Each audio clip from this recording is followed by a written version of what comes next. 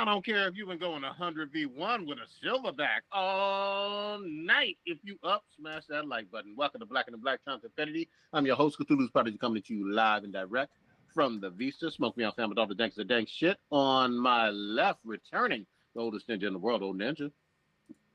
So tomorrow, it's gonna be May.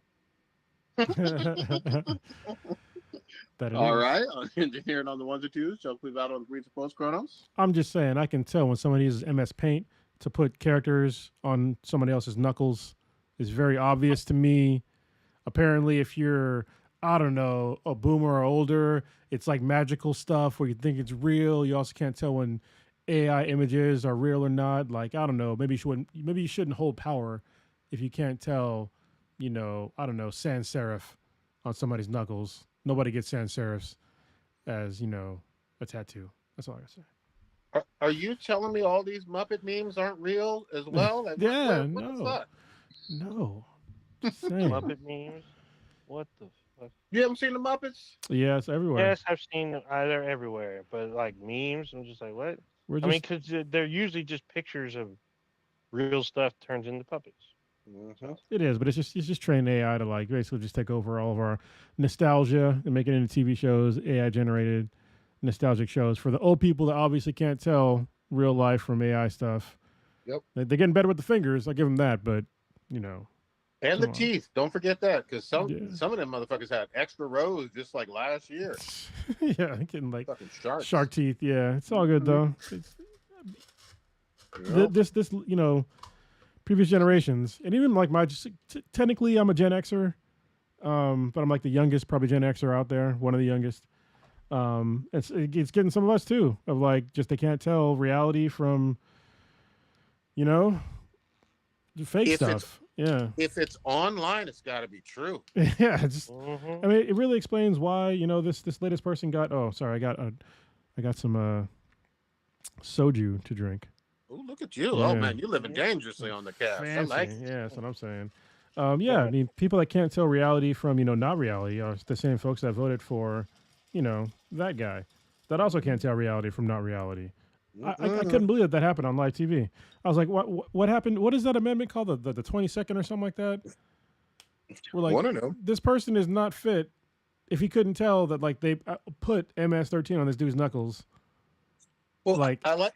The host tried to give him an out. He was like, "Oh, let's just move on." He was like, "No, I'm definitely right." Like, but there's photos of this guy afterwards from CCOT in El Salvador, and there's not on his knuckles. And he's like, "No, it's real." No, it's not. If you think it's real, like you're one of the most gullible people I've ever met. Also, you should buy some snake oil. I'm just saying. Oh, he says this is why the people don't trust the media. Yeah, because they tell him no. Look, I went to the most beautiful beach of my life. It was in Idaho, but it was a beautiful beach. Yeah, it's in Idaho. Oh my God! Oh man, come on now. Damn. Miles of ocean. Believe me, straight up ocean. I saw the whales. You know what I'm saying? The best is someone tried. They weren't trying to tell a project, but he was on this. This was like 2-3 years ago. Someone posted on then Twitter, what was it? Coastal beachfront property in Sacramento. It's like people sleep on Sacramento. Like you don't understand how beautiful it is here. And Prodigy got into the argument with the posters out that ain't Sacramento. And it's like, you don't know, you're just a hater. Dude, I should move there. And it was like, it was like pages. I'm just reading. I put myself in it so I can keep up with the pack. It was so funny because the pictures were of Italy. Clearly, and he's all saying this is Sacramento. Mom, this Sacramento, the closest water to Sacramento is the river, and there's a ferry boat on there. It was so funny. I was laughing. They're part of the 76 million clearly dumbasses out there. Clearly dumbasses, but they don't know left from right, up from down. The people that don't watch below their knees. You know what I mean? It's just like, Oh, that dusty ass, dry ass skin. Just I got to beat the meet the eye question for later. I'm gonna put it in the notes right now. It's so crazy. Well, I'm gonna save it because if y'all can read it, I gotta drop this on y'all later. Yeah, save it. I'm gonna save it. It's literally pertaining to what Cronus just said. Yeah. Real quick before we get to like the actual, before you do your part of Ninja, which is coming up right now, but happy birthday to Blue. Yes, So yes. that's why he's Yes, not here, if you're sir. wondering. Yes. He's And living to it up. our affiliate, Bovine Divine. It's also his birthday too. So he's on Twitch. He shouts us out at least twice every 2 weeks. So Good, he's a good good. streamer. Nice. He streams retro games. So Oh, I reached out to him earlier today, but his birthday's today too. I know exactly who you're talking about. Right on. Okay. Well, first, damn, we started off Did awkward. people die? Yeah. Well, Yeah, don't I forget- got. I mean, about the chat, though? America continues to die. Oh, the fact Yeah, things. Okay. User Doogsy. All right, that's the person's name on here. All right. So thank you very much for watching. And first in the chat would be Brandon Park. Thank you once again for watching. He's been a frequent live stream viewer for a while now. So thank you. Yeah, he's been even watching me Twitch. Super I was solid. switching out South Midnight, and he was been in the chat. He's like the first one in the chat. Nice. Good So shit. shout out to Brandon Park. I think I'll get on Great Twitch game, when Borderlands 4 comes out. I think I'll actually start like gaming online again with people that I can trust. And not Yeah. a bunch of 11-year-olds that call me the N-word. You know what I mean? It's like, Bro, ah, just mute the chat. That's what we do. Or start a party with yourself. That way you don't hear nobody. yeah, That's what we do. it's annoying. Yeah, it is annoying, but I've had some pretty, like, it's been pretty clear, or not clear. It's been pretty calm recently until a few weeks ago. This kid, he probably was like 10 or 11, and some guy was like, hey teammates, this and that, like, let's try to do this, guys. Let's try to be here to get on the thing. And some dude, he just went off on this kid. He called him the N word with the hard R. He's like calling him like he did his mom and stuff like that. And the guy's like, "Why are you yelling at me? He's like doing this?" Like the guy could have been using a voice changer, but he was very respectful. And this guy came at him like he like hated him. It was very, very disconcerting. Yeah, this is Very America, disconcerting. you know? Yeah. Yeah, the online. I will say this: back in the 360 days on Halo and in them chats, those are Ooh. not for the weak. Well, Yeah. that's what was weird to me. So like when I came from the PC world, right? And that didn't really happen in the PC world, but also there was way less voice chat. But like once the console started getting online with like first person shooters, it was like, oh man, it was like the entire clan was on there. Yep. Yeah, I was like, man, Yeah. Yep. It was what it was. I will say hey, this. hold on, I got to give a shout out real quick. We got a super chat from a Mile High Blurred, so I'll read what he Oh. said for the super chat. What he said. Appreciate the cast. After a long ass day, there was a stabbing at my son's school. God damn. My Damn. daughter's school was on lockdown because of a shooting in the area. That's crazy. God damn. Also, I didn't know that Mile High Blurred had more than one kid. No, I didn't know. I didn't think he knew any kid. The only one who verified that he's real is Prodigy. Prodigy. I met him. Yeah. He's real and he's Yeah. a legit dude. So That's terrible actually, but I'm glad everybody's safe. And as you probably have already heard from other people from our community, stay safe out there, black man. Yeah. I'm gonna say this: in these days, stay dangerous because Mhm. look, Dangerous to get you shot. look, you got to be a little dangerous out here because it's wild. You only need to be dangerous with the Queen of Spades like tied up in your bed. That's better. You talking about they are the most dangerous out there. What are you talking about? Yeah, but I think not if I think if you looked up I Not think if they're you tied look to up bed. actual body counts, like who killed more people, Queen of Spades have definitely killed more black men than black men have killed Queen of Spades. So indirectly or like directly, I said, if yeah. they're chained to the bed, you have less. The danger goes You down. Probability goes down. you gonna get caught up, old ninja. You too old for this. Yeah. I mean, Hey, learn from fucking Shannon Sharp. All right, learn from Shannon Sharp. So everyone, I know you all talked about this, but I'm pretty sure that girl is not white. I'm pretty sure she's Hispanic. She is white But- passing though, bro, and she's way Yeah, too she's young for white that. passing, but I'm pretty. She's 22. So I'm gonna remind everybody this: just like there are Afro Latinos, there are also white Latinos. Yeah. Oh yeah, 100%. Um, So People like to forget both of those things, but regardless, that is In fact, irregardless. Irregardless, I'm gonna make up words. Irregardless, wow. we, That's, that is, that's the audacity of what happened to Shannon Sharp. Also, I mean, it's his own doing. I mean, Don't. Somebody said if you lay down with dogs, don't be surprised if you catch fleas. So He I'm not calling her a got- dog, but I mean, come on, man. You're like literally double her age. Like double. He's damn near more. almost. He's more than double her age. Yeah. Yeah, and you just there's some people you don't need to just trust on GP. Like anyway, Hey, Monique tried to save him. I'm not a big fan of Yeah. Monique, but I mean, she spoke straight up facts. Did. Like, you need to find some love, you old motherfucker. Like, for real, find some love. I mean, Like, for a dude that's 56 currently, as of May 20 or April 2025, he's probably still got about like 8% body fat, and he'll be 57 in June. yeah, he needs that- he needs a Megan Good. I'm just saying. all that's great. Our but, like, Clarita she Scott takes that to King. Jonathan Majors. make some better decisions. Okay, hold on. Who died? Old Ninja. Goddamn. So this one goes out to Prodigy. We're gonna pour out some cyanides for this one. This is for Jiggly Caliente. She's a drag performer. No, Hold on. She's drag performer who went by Bianca Castro Abriejo, who rose to prominence after completing the 4th season of RuPaul's Drag Race and the 6th season of RuPaul's Drag Race All Stars. She had a recurring role on the TV show Pose as Veronica Ferocity. She had an album out called Thought Process, spelled Thot, in 2018. And April 24th, a few days ago, her family had said that she had her right leg had been amputated due to a severe infection. 4 days later, she died. She died 3 days later at the age of 44. God damn, that's young. That's terrible. Also, Ninja, I just gotta say, tu español es muy malísimo. So she's not Hispanic. She is. But you tried to say her last name, and it was just like. I know her last name is Arabejo. So Okay. but she's Filipino. But R.I.P. to her. The next up we have Priscilla Pointer, mother to Amy Irving. She was a Broadway starlet in the late 40s. She's the former mother-in-law to Steven Spielberg.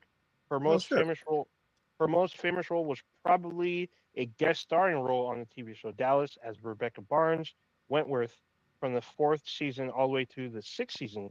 But she has also starred in films such as Carrie, Mommy Dearest, Twilight Zone the movie, Nightmare on Elm Street 3, Dream Warriors, and the late David Lynch's Blue Velvet. Her son David Irving is a director, and one of her daughters, obviously Amy Irving, is also an actress who married Steven Spielberg back in the 80s. She died at the age of 100, 19 days before she was to turn 101. God damn. There we go. And she was in Debbie Does Dallas? God damn. No, she's in the TV show Dallas. I'm sorry. I heard what I Oh was. my God. My bad. You got all excited with Jiggly Caliente and you thinking Debbie Does Dallas. Just so yeah. That's it? That's it for what I got. All right. Back up in this motherfucker. There's a lot to get to. Where do you actually, Odin, you were on I'm last sorry. week. Oh, no. I'm sorry. I'm missing one. What you got? So, RIP to the late, also Filipino Canadian festival people who lost their lives when a car lost control and drove through. 9 people had died during this tragedy. This was a few days ago. This was on Sunday, I believe. You said a Filipino Canadian festival? Yes, there are Filipinos in Canada. Okay. So, Okay. Cool. All right. Odin, you weren't on last week. Where you want to start? God damn it. I wanted to wait because we don't have Blue, but I know Kronos is itching about this. I mean, do you want to save it or you want to just hit it? Hit it. On Sinners. Hit All it. right. So every single one of us. Hey, we gonna hit it like Michael A. Jordan hit Oh Haley my God. Stanfield. I'm just saying. Mm-hmm. Not Michael A. Jordan. That's the newest, greatest actor of all time. I'm just saying. What's that? So all of us on the cast, including Stitch and Blue, have seen Sinners, which came out. Was it last week? Last weekend? 2 weeks, yeah. 2 weeks ago. Has it been 2 weeks? Mm-hmm. Oh, it has been 2 weeks. Yes, right. So it was like, there's been all kinds of weird publicity about this movie, about how it came number 1, but they're like trying to diss how much it made, and then it like became number 1 again the second week with like a very few drop off. 10% drop.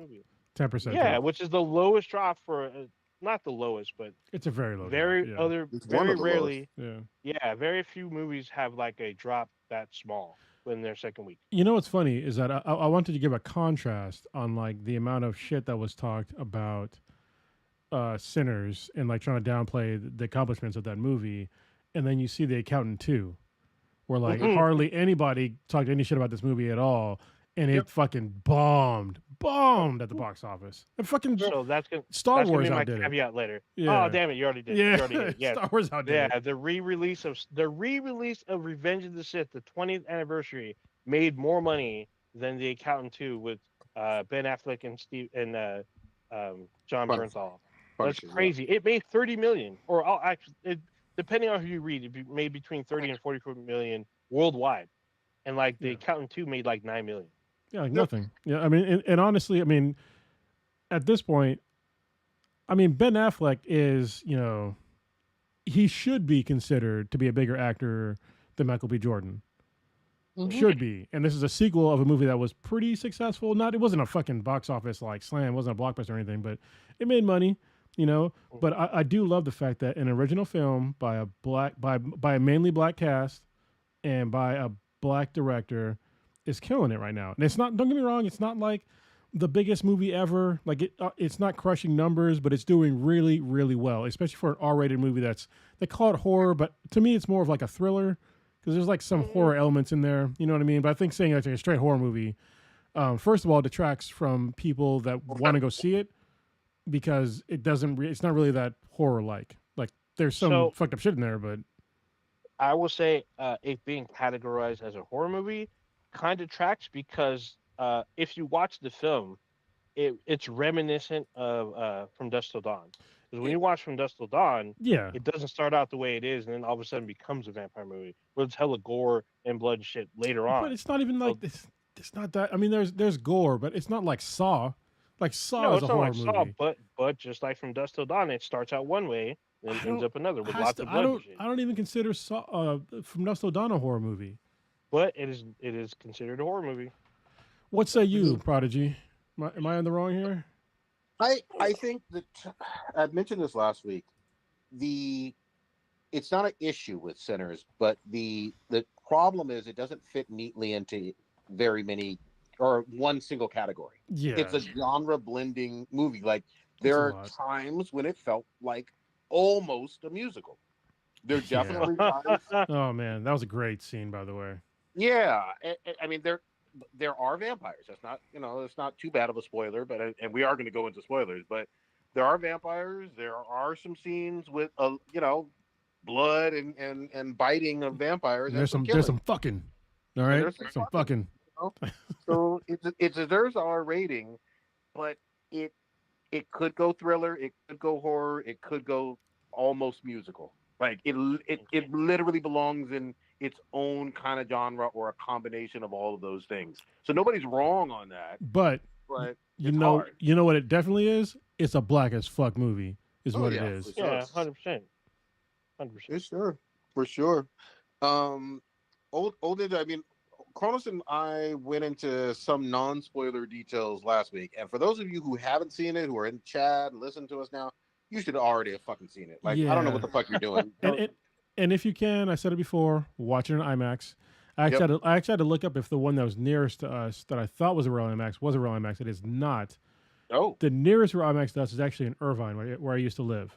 And that's the nearest real one. And so I was thinking about actually going to go watch it on Saturday, but that's when Thunderbolt drops, and IMAX is going to be all Thunderbolt stuff. So I missed my window. Okay. Actually, that drops technically tomorrow. Yeah. And if it's slow at my job, I might see it tomorrow night. Probably not. Well, we'll see. Yeah. Back to Sinners. Yeah.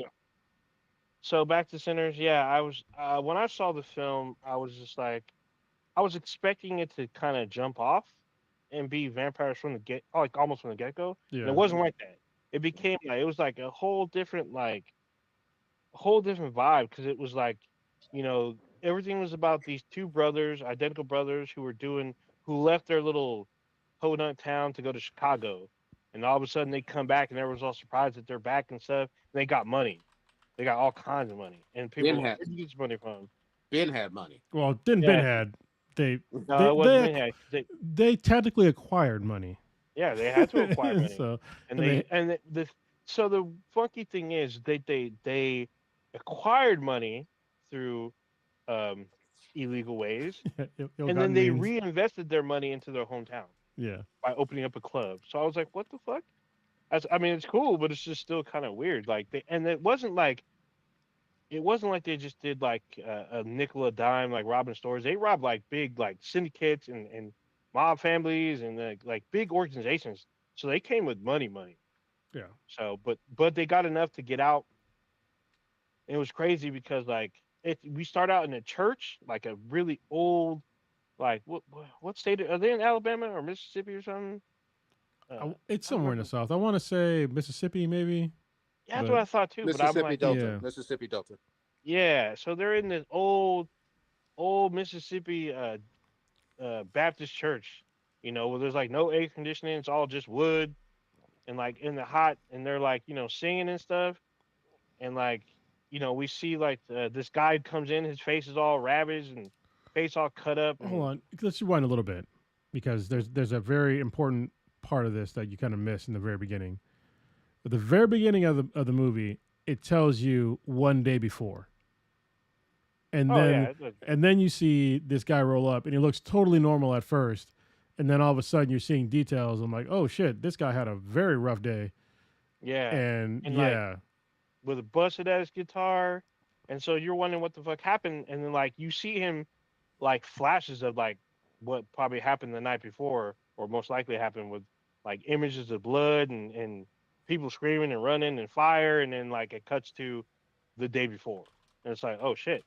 And the two brothers run town, people are talking, they got money to spend. The one thing I really liked specifically is that they don't Ryan Coogler does not like just make this movie black and white. He showed that there were Asian people in the South. Now, some of you may not know or are wondering, like, why are there Asian people in the South? Well, yeah, making them back in the railroads. 1800s, we needed railroads to connect the major cities together. And a lot of those people were Asian men who had their families go with them. So most of the time, it was just them. A lot of those men died making these railroads, and they're buried underneath the tracks.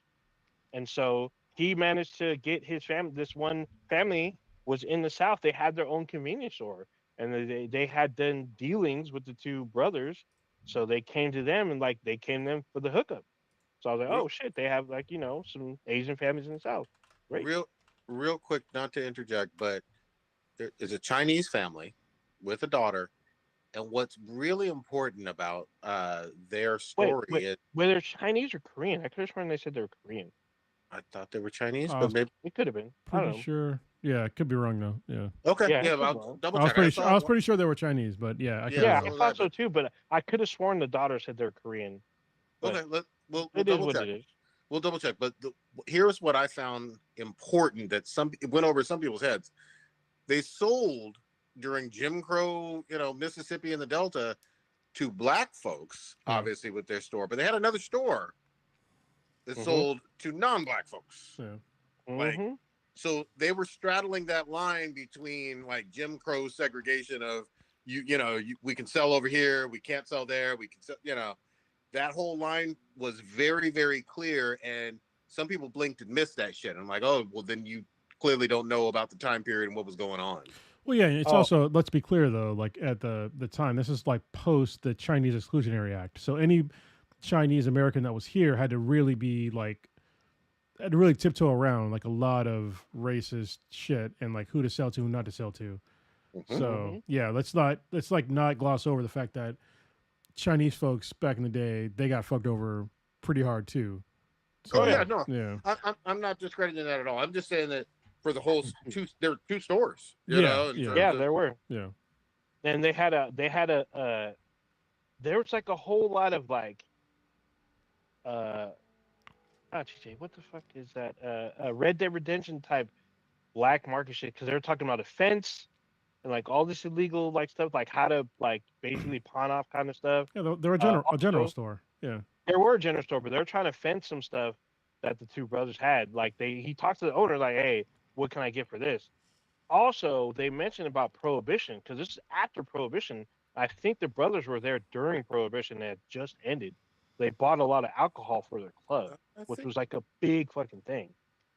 So it was thought after Prohibition Prohibition. was later. Prohibition was over. It was over. So, but it yeah. was a thing.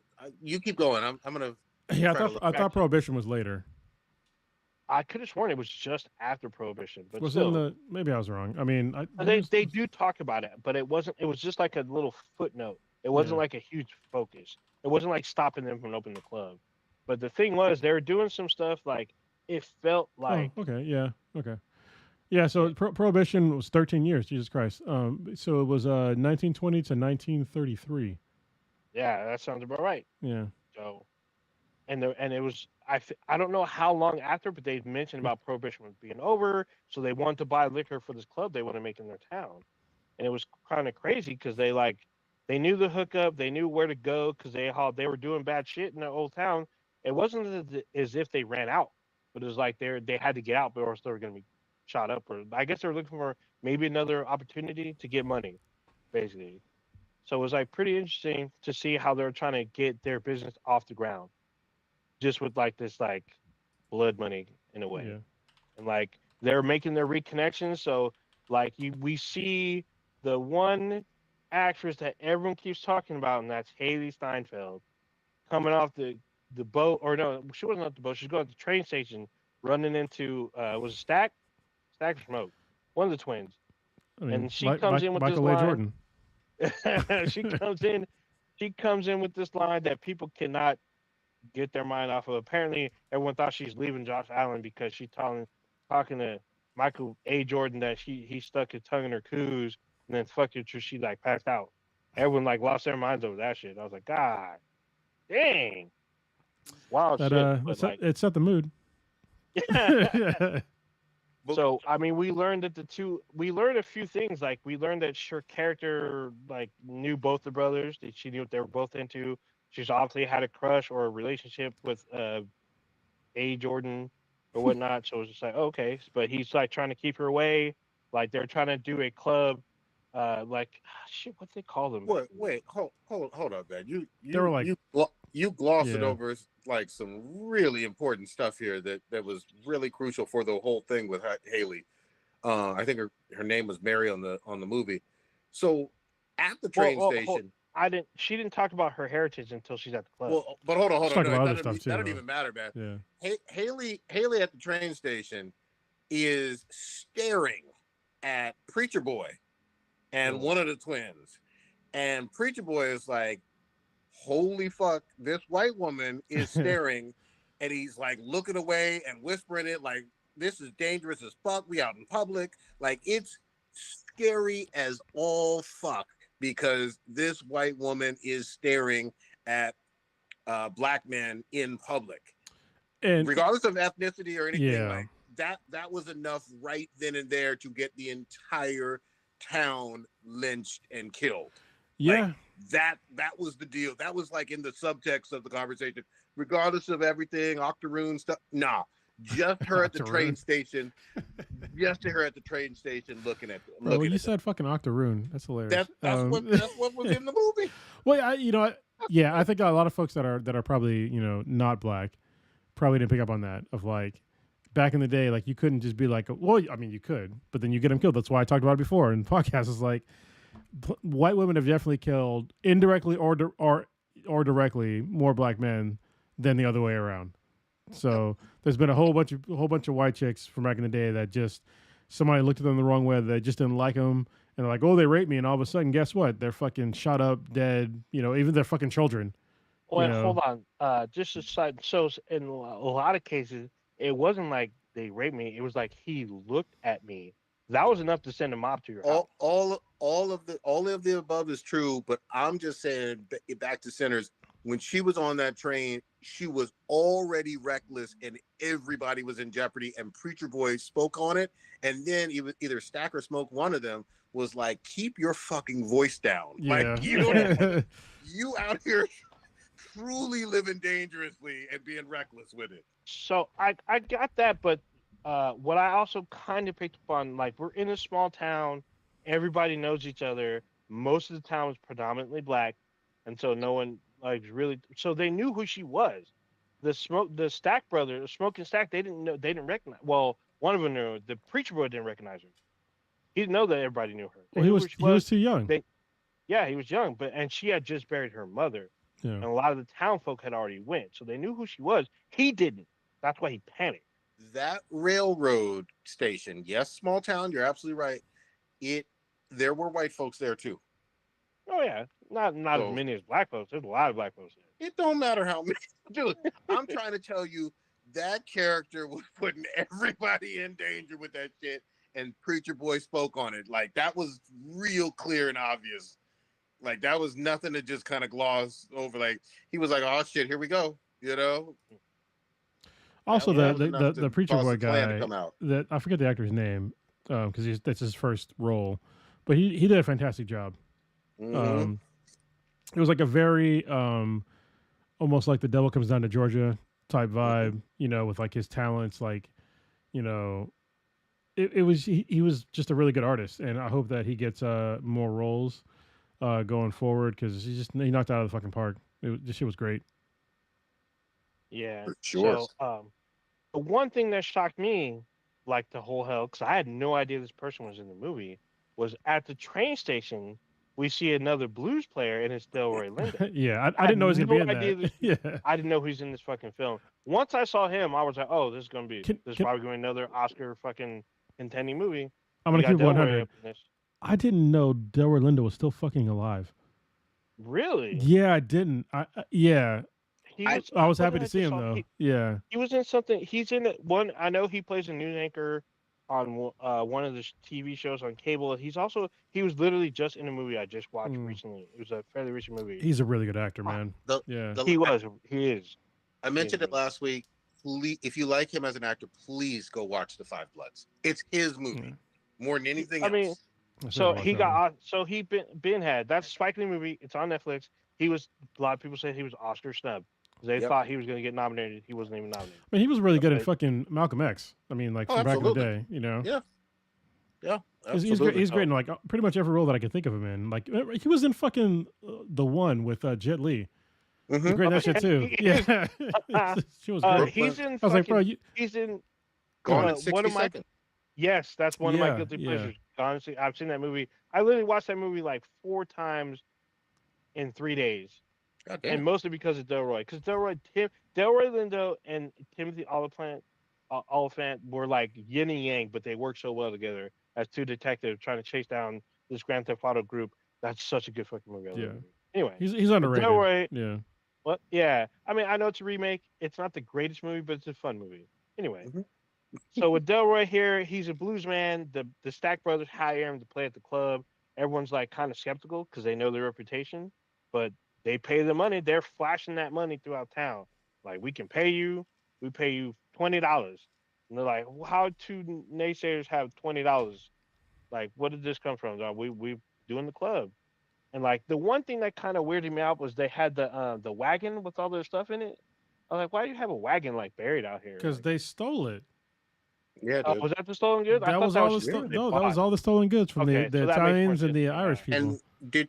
And did you notice the types of firearms that were Yeah. very Yeah, mobster esque from Chicago in that yeah, era? they had the Tommy Well, gun. So that's what people point out. well, They had the Tommy gun for the Chicago, and they had like the and they had a military. They had a bar, and I was like, whoa, all right, that's fucking strange. But yeah, yeah, yeah, it's pretty cool. It's hella crazy because like I think Smoke meets a girl in town. And he asks her to watch the car, and she's like, well, what do you want me to do? Just sit in the car, just make sure nobody goes in there. If someone goes in there, you tell me. And so, or you honk the horn. And sure enough, she honked the horn. There's these two dudes going to the back, and like he just bust their kneecaps without even like talking to them first. well, he shoots Come one to in the find out, ass. was it? I thought he busted his kneecaps first, No, and then he shot the other one in the one ass. guy in the ass. He shot the first guy in the ass. The other guy shot in the kneecap. God dang! But still, Which that is was like, I some mean, crazy shit. I'd much rather get shot in the ass than get shot in the kneecap. Oh yeah, the kneecap, yeah. Yeah. And then it turns out that he knows both of them, or Yeah. knew one of them. That was some crazy shit.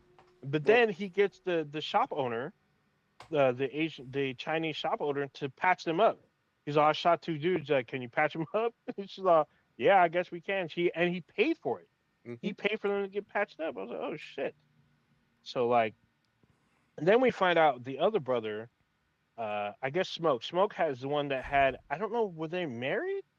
Okay, so hold on. Oh, Ninja. We don't have to go through the entire movie, like play by I'm play. not. But we Yeah. are. So I'm gonna quickly paraphrase real quick because we see Smoke had a lady that had a child that they lost that they grieved over, but we also found out she's like in touch with like Creole voodoo magic, so very early on, and then they finally all gather at the club. We get the blues thing going. okay, We have like we don't. Let's not do the play by play of the entire movie. what that's not. We're at the club. We in the club already. It's not. I But- mean, we're doing the thing. We're doing the music. That's when it turns to music video. And then we get. I didn't even talk about the American Indians, but we get vampires pop up. But you're still, man. Sometimes I wonder, man. I mean, you can take over from here. I mean, no, if I you mean, wanna- like we can give highlights of the movie, but like we Yeah. can't get into the habit of giving like the play by play of the entire movie. I mean, what- I skipped like a large portion right there, but But still. what did you enjoy most? Yes, That's thank what you. we're trying- Back on track. What the? I enjoyed a lot. I enjoyed the violence. There's a lot of like vampire style violence. I enjoyed the lore. Both we meet like a little bit of Creole lore plus the vampire lore.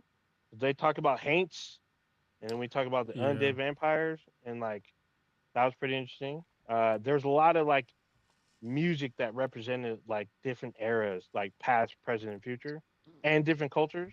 That's what I liked, and I like the fact that he wasn't excluding different cultures. Like he features American Indians, Chinese Americans, obviously prominent African Americans, and obviously white folks.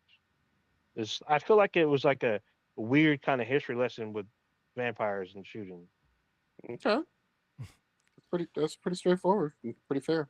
Yeah, yeah. I mean, I think the highlight of the movie for me was, I mean, the music side of it. Where like that one scene was like basically, it was one really long shot of really like a history through music for like it's centered on African American and African history, but then it also delved in like Old Ninja said into like some Chinese history as well. And there's also some stuff like kind of later, but not in the same one shot of like European. I think it was almost like Irish history with like the river dance thing that was going on. Mhm. But in that one shot thing, it was like so much going on at once, and the fact that it was in one shot, I don't think that most viewers even realized that it was like a one shot thing, and how hard that would have been to film. That must have taken a couple of fucking weeks Yeah. to film because it was incredible. Seeing like the past, present, and future, I really appreciated that. I loved the small subtle details of the movie with when the vampires had the shine in their eyes, and the Mhm. fact that the main guy, I forget his name, someone with an R. Remick. Yeah. The way that he had like the red shine in his eyes, that was fantastic. I love how Remick was so offended when they asked him if he was part of the clan, and he was like, no. Like basically, he was just all about like kind of like love, and like everybody's kind of the same, everybody's equal. Like once you're a vampire, though, like everybody's like we're on the same page as long as I can bite you, though, Mhm. Yeah, like I think that should be like a real telling that a literal vampire looks down upon racism.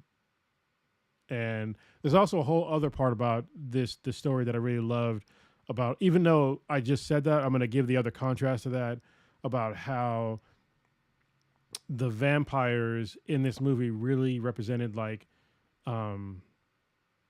whiteness really trying to steal and absorb black culture, because that's really what Remick represented. Was that's the reason why he was really taking a shine to the main black singer. I forget his name in the fucking show. Preacher Boy. The preacher boy, yeah. And he wanted to basically absorb all of his memories, or like all the things that he knew about music, so he could bring it into like his own little like group. And I hope that wasn't lost on most people, but that's literally what I think that was all about, is just like the stealing of culture. Yeah. So yeah. Real real quick for me. I know we got into a little bit of detail last week, but favorite part. I love the lore of they have to be invited in. Yes. And I love the whole aspect. It kind of That goes shit to a was little funny. bit what Kronos was talking about in terms of if you're not letting the wrong people in, you know, you can be a whole lot safer. And the whole stuff, even with Cornbread, you know, Yeah. trying to convince him to let him in. And I think it was Annie who was just like, you know, you've been going in and out of here. You big as hell. You're like 6'6", 300 pounds, whatever. You do whatever you need to. You've been coming in and out all night. Yeah. Why you need an invitation now? So I love the fact that she figured shit out about the rules of these vampires so early, Yeah. and people listened to her. Where they were like, you know what, garlic. You know what, wooden steaks. You know what, Yeah. silver. Let's fucking go. These are the rules. What is her And there name? was no debate about that. she knew about like creature lore, not just she talks about haints and she talks about vampires because she knew there's otherworldly forces out there, not just a haint. So I'm like, oh, this could be a potential sequel with different monsters in it for the next outgoing, you know, or a team of monsters. Who knows? You have enough gold here for a prequel, a sequel, and a spinoff at least. You've got enough At of the least. fucking Avenger style, like Yeah. serious, like MCU. You know, just call it the what is it? The I guess Ryan Coogler fucking the RCU, the Ryan Yeah. Coogler universe. There's enough there because like we said before, you know, there's the Native Americans that were here, that were like hunting down, you know, Remick. Like there's what happened to them. You know, Mhm. like what happened like after, you know, the end of the movie, like in between like, you know, then and like the 80s. Like there's a lot there to like really pull from, and I hope that this is not just a one-shot movie. But if it is, I'm satisfied. I got to tell you, I got a thing for her name is Wunmi Musaku. I just got a thing for her ever since fucking Lovecraft Country. So Yeah, she was great now. yeah, Oh, she's yeah. great. Yeah, Oh, so she's in the MCU. She's she is. Yeah, she's in Loki. She's the head of the TSA Yeah. after Logan season 2. So that's wild stuff. Oh, Oh, actually, she's in Deadpool Yeah. because she shows up like towards the end of Deadpool. I forgot about that part. Yeah. Oh, Correct. yeah. One of somebody there's like the chat is kind of blowing up, but Mm-hmm. one of the great things about Remick as well is that he didn't lie about the clan ambush, which was great. You know, because then at the end, one of my favorite parts of the movie was when we got some just like gratuitous violence with, you know, the clan getting shot the fuck up, which Yes. I'm all in for. Just make a movie about we're gonna kill the clan. I'm in for it. You know. I mean, I've told you many times on this show, we are missing out on basically a spin-off version of Wolfenstein just to Just killing Klansmen. Yeah. Oh, real. yeah. Red Dead Redemption 2 Oh. literally kind of gave us a little They peek did. into that world. And I found the motherfuckers Oh. too. So check this shit out. So 2 weeks ago, we talked about a film that I was like, kind of like, it came out of nowhere, but it was basically about killing zombie Nazis, right? That was Overlord. What if this shit connects to Overlord? That'd be some shit. Like, because Overlord could be the sequel where it goes to vampires and zombies, and then like something else later on. Like, Yeah, Overlord wasn't too bad. I remember I did watch that a couple years back. I saw that in the theater. That shit was great because they were literally killing zombie Nazis, and it was great. Yeah.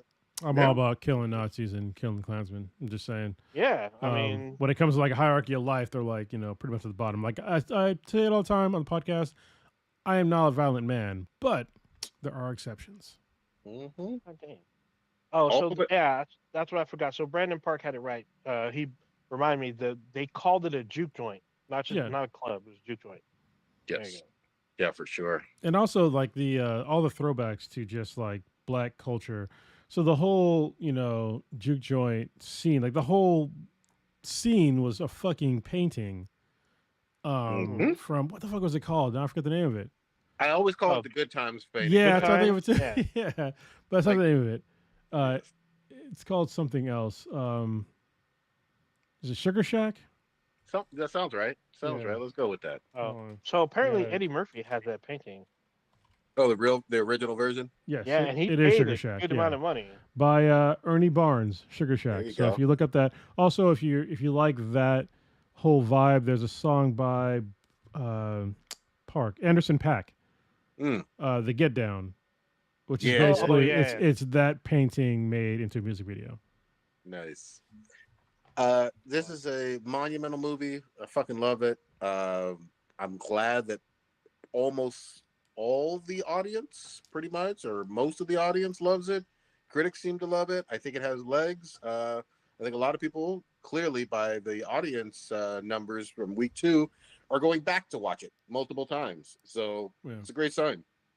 I'm probably gonna see it again. My cousin wants to see it again, so There we're you go. probably gonna see it early next week, maybe. But I'm seeing Thunderbolts first, and then I'm gonna go see Sinners Oh, again. Ninja, 'Cause your video is frozen. I don't know what happened. I can hear you though. So like for the I'm frozen. podcast audio, we're great, but That's for the weird because Prodigy was frozen like 30 seconds ago. he He's was good because he now. was on his phone looking up food porn, but it's all good. Mm.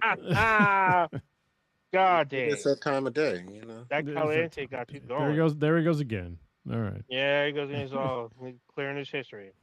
Anyway, but yeah, I thoroughly enjoyed the film. There was a lot of like poignant kind of things. I think things that were lost to, I guess, history and whatnot, because a lot of things that are probably known but not really talked about are in the film, like the juke joint, and like being talking openly to a white woman, who we find out later is partially back. She's like part of the one drop rule, obviously. Um, Brilliantly played by Steinfeld, because she's a good actress and she did a really good job in this film. Actually, everyone did a great fucking job in this film. I think everyone did.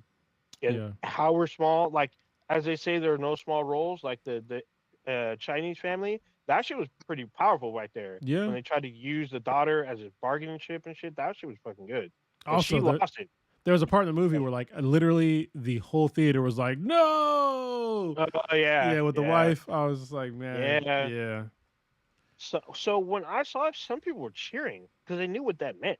That meant it's about to go down. I was yeah, like, oh and that's shit, when it's like it's the part of like it was like From Dusk Till Dawn, yeah. where like the whole club just like changed scene. It was just like also just to be clear, From Dusk Till Dawn is not a Quentin Tarantino movie. This is a misconception. It's a Oh, it's Robert Robert Rodriguez Rodriguez. movie. So It yeah, has Yeah, Quentin Tarantino's in it. it. Yeah, it has Yeah, in it. I think that's why people yes, get but that's all. because those two worked together a lot they throughout their did. careers. So But Robert yeah, Rodriguez made a lot of really good. I mean, he did fucking Desperado and a bunch of other really great movies. And it's just like he's not Quentin Tarantino, and Quentin Tarantino is not Robert Rodriguez. Like they have different styles. they do. Yeah, So I do like, because I mean they did do Grindhouse together, which was yeah, Yes. definitely, you yeah. can totally see their two different styles. They also did this movie that I really like. It's 4 rooms. There's like 4 segments. They Oh each direct a yeah, different segment. remember So that each shit? one of them do a different segment, and it's great because Robert Rodriguez segment is the one with Antonio Banderas and Yeah, like the the two kids. kids and whatnot. They put Yeah, Vicks vapor rub on their eyelids so they wouldn't open yeah, their and then eyes. they find Yeah, the dead hooker in the mattress. That's just yeah, wild. And then Tarantino's segment is the one with Bruce Willis. At the yeah. Bruce Willis and the Bet. And then Madonna's segment's in the middle. I don't remember who directed the middle segment, but that was still You pretty. know, it's been years. I forgot about that movie. I did watch that shit. Now that you're describing it, Yeah. Yeah, she was. I've seen it a few times. It's fucking crazy. It feels like you can tell. So it's was it? He's in Pulp Fiction too. Fuck's his name? I can't do his name, but he Harvey plays fucking. Harvey Keitel. No, he plays the Abomination in the MCU. Fuck. Oh, I know what you're talking about. Yeah, he looked kind of sickly Yeah, all the time. yeah, he's the Yeah, bellhop. So yeah, yeah. each room he goes to is a different story, and it's like a fucked up day for him. So it's pretty funny though. It's a little quirky little movie. Does some crazy shit. So There you uh, go. yeah. Did everybody see the latest and greatest Last of Us episode? Oh Yes. yeah, Sorry, it's yeah. Tim Roth is his name. There you it I is. had to look Fuck. it up. I Yeah. don't know why I couldn't get his name. Tim Roth is amazing, by the way. I'm glad he came back to the MCU. I guess he's coming back again. Like he might be Yeah. in Doom. He might be in Thunderbolts actually. Well, I mean, there should be a whole bunch of like people are. I feel kind of bad for people because they're like mad about some of the castings and like, oh, they're the wrong ethnicity, oh, they're the wrong, gender, or blah blah blah. They don't understand like what's going to happen, what's likely going to happen anyway in the MCU. Like all these like weird, like different ethnicities, genders, whatever. It's on purpose, and you'll understand once you get introduced to the multiverse, like properly. Which is I think it's gonna be like a Secret Wars type deal. So you're gonna get a bunch of different like swaps and shit. So, and But I people are thought- gonna die. I Be mean, ready for that. I would argue that we've been introduced to quite a bit of multiverse of late. we have, but yet you have people that are still mad that Silver Surfer is a chick. Yeah, It's not, If- I will say this. I think that it is a different character. It's not Norrin Rad. No, yeah, That's true. And at the same time, I would have loved to have seen Norrin Rad. Like I've wanted to see Norrin Rad in the MCU or in a movie, any movie. But since, what was it? he's been in it. Hmm? He's been in a Fantastic Four. Yeah, no, I'm saying since what was it? 07 Fantastic Four. I haven't Yeah, seen a Silver Surfer or whatever. So was it 07? Damn. it's been a minute. Yeah. Yeah. And Yeah, it wasn't. I mean, it wasn't a great movie. So hopefully, like the new No. Fantastic Four will be a better movie. That's what I'm hoping for. So like, people are focusing on the fact that Silver Surfer is going to be a woman, and not the fact that like the last time we had Norrin Rad in a proper movie, it was a shitty movie. So it wasn't. It wasn't a great. Yeah, it wasn't a great movie, but it was still cool to see Norrin Rad. I mean, this is not Norrin Rad. so no, that's it's not. people just need to understand that. Yeah. And I don't have any qualms about people being, slightly disappointed on not seeing Norrin Rad. No, that's a I character. just want a better Fantastic Four movie. That's all I want. I don't give a shit That's fair. if Silver Surfer is somebody, but also it's the caveat of spoiler alert if you are not familiar with the comics, but this should be basically a throwaway fucking universe. If anything, if we do get like a longer running, movie series out of this, hopefully, we get the maker out of this, and that would be dope. So, but we'll see. If you don't know who the maker is, then I don't know. Read more comics. So yeah. I would say I go think it's very telling that more people are upset about Nala Ball being in the movie and not Norrin Rad versus Doctor Doom. No one said shit about Doctor Doom being in the film, but they're all complaining about Silver Surfer. We don't know if he's actually in this film. I don't see why he wouldn't be, since Doomsday Because- is like literally coming up. No, It it's Galactus is gonna be the villain, right? So Yeah, it looks like Galactus.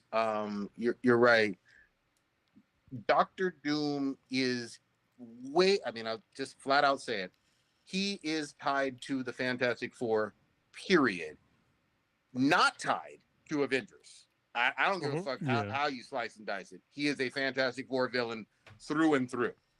Now they'll use him or whatever and tie it some kind of way. That's fine. But the biggest thing for me with Galactus that they're not going to do, probably. I haven't seen the movie, of course, so if I'm wrong, I'm wrong. But I want to see that whole aspect, especially with Norrin Rad and Galactus, where he's the Herald. And that whole thing of bondage and your planet being gone, that's some of my favorite stuff. And him finally getting freedom.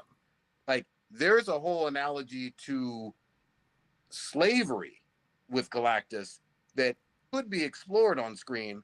I doubt that they will, but that whole aspect of the Herald getting freedom is incredible, and to me, that's one of the best cosmic stories Marvel's ever done that I've read. Yeah. Well, I don't know. Yeah. I agree. So hold on, I'm giving like the era that we both grew up in, right? So yeah, back in the day, I totally agree with, but I think that Secret Wars is a better story than like the Herald of Galactus, as far as like for me anyway. So just personally speaking, Secret Wars is going to be if this is the route they're going to go, it's a better story. All that's fine. Silver Surfer has always been my favorite cosmic character, Okay. and so That's um understandable. yeah, For me, it was Thanos, but then we already got him, so I'm good. yeah, And but then, but I think a lot of people who probably were not back when we were, the fact is, Galactus has more than one herald. It's several heralds. hold on, So hold on. Yeah, but You're not wrong on that. You're absolutely right. However, it's just like when someone says, "Okay, plenty of people have worn the cape and cowl." That's true. That is definitely true. But there's one that's more famous than everybody else, and that Yeah. is of Silver course, Surfer. of course. But I mean, still, people like to nitpick, but then they want to exclude other truths and just Well, focus on this little niche kind of thing. well, let's just be clear though. These are very nerd complaints. All right, so like Yeah. the vast majority of people that are going to watch this movie they had never read a single comic, much less the comics in the fucking 90s. You know what I mean? Mhm. So Oh, I hope that they tell a story that is more of a wide appeal. For me, like if they were going to do Secret Wars, it shouldn't. Well, maybe it could, but there should be a better lead up to Secret Wars Yeah. than Yeah. this. So Just to clarify for like old fucks, are you talking about 80s Secret Wars? Or are you talking no, Hickman more Secret Wars. 2016, 2018, Yeah. 20, that era? Well, it wasn't 2018, right? It was like before that. How long? I can't remember the years, but it was while this cast was going on. It was like in the 2020s. Like it was the Hickman run of Secret Wars. Yeah, okay. It was yeah. the one where Namor and fucking Black Panther were like bitter enemies, but they were still on the same fucking. They were in the Illuminati together. For me, that was like fucking peak comic book storytelling. Yeah, that was good. That was good. There's no. I have no complaints on that. You got to establish all the things with It's a lot. Yeah. Black Panther and some of these other characters, and really establish Namor quite a bit more. And there's a lot to. And obviously, they can't do it now because Chadwick Boseman unfortunately passed away. We have the setup for Namor, but it's not enough, and we're not getting all the other ancillary characters, kind of going on. We have most of them, but the MCU kind of fell off as far as movies go over the past couple of years. Yeah. So I hope that this Fantastic Four, kind of brings it all back. But it's weird because it's not. This shouldn't be in this our universe. So Yeah, you're right. Yeah, Yeah. no, because this universe that we've seen for the past since '08 has been by all things Avengers and whatnot, and like it's not the same universe. I completely agree with you, but we'll see. I'm cautiously optimistic about it. I'm more optimistic, to be very honest with you, than I am about Thunderbolts, but we'll see. Yeah, Thunderbolts is getting good reviews, man. So far, yeah, it's getting pretty good. I'm just gonna tell you flat out, I don't care about Black Widow's sister. I don't care about her dad. I don't care about Bucky at this point. I just don't. And it seems very Suicide Squad-y, but well, that's what they are. The Thunderbolts are the Marvel version of Suicide Squad. Yeah. So I want to watch it because so- if we get Sentry, we get like one of the first like real Superman type characters in the MCU, except for Thor. Mhm. But Thor was kind of he's kind of like, I don't want to say he's weak, but he's definitely like not as strong as he should be. I haven't watched like the latest Thor movie either though, so but Thor can do a lot more. Sentry should be like basically Superman, but he's crazy. So sorry, spoiler So going alert. back, going back to the Secret Wars, the Hickman run was 2015 to 2016. Yeah. Okay. Yeah. Well, that was kind of close. I remember that was a great run. There's no doubt about it. It really was. Yeah. He's got a couple of runs like apparently he did the Infinity crossover, the FF, the spinoff for Fantastic Four, the FF title, the New Avengers, Dawn of X, House of X, Powers of X. Yeah. Like all that shit was him. He's the guy who restarted the whole X-Men universe with the with Krakoa and all that stuff. I've been a huge fan of Hickman. I mean, he did Black Monday Murders, which he didn't complete, so fuck you for that. But he also did, East of West. It's great. Yeah, He's he did a brilliant. bunch of really great shit. He's brilliant. But I will say, there's been some great Silver Surfer runs, at least in the comics. I know he hasn't got any love since that 07 movie or whatever, but Silver Surfer Black was fucking awesome, and that tied directly into Venom and some of those symbiotes. So I'd love to see it all. It'd be nice to see some actual Norrin Rad Silver Surfer again. We will see. We were trying to talk about Last of Us. I don't know how we got into comics so much. I thought we mentioned Last of Us, and I don't know what. Yeah, what did y'all see it? Yes. Hold on, real quick. You mentioned Silver Surfer Black, and I have to say, like, one of the coolest things I ever received from a listener is the Silver Surfer Black that is #1 that was signed by Trad Moore. There you go. Yeah, that shit was fucking dope, man. And he actually the guy is running Spirit. I'm not going to show the whole thing, but he wrote me a whole letter that it's framed. This is in the frame that it's in. I'm not going to show what's in the frame, but yeah, these are framed. I need to, like, as soon as I paint like the rest of my office, I will mount these on my wall because this is the coolest thing I ever received. Yeah.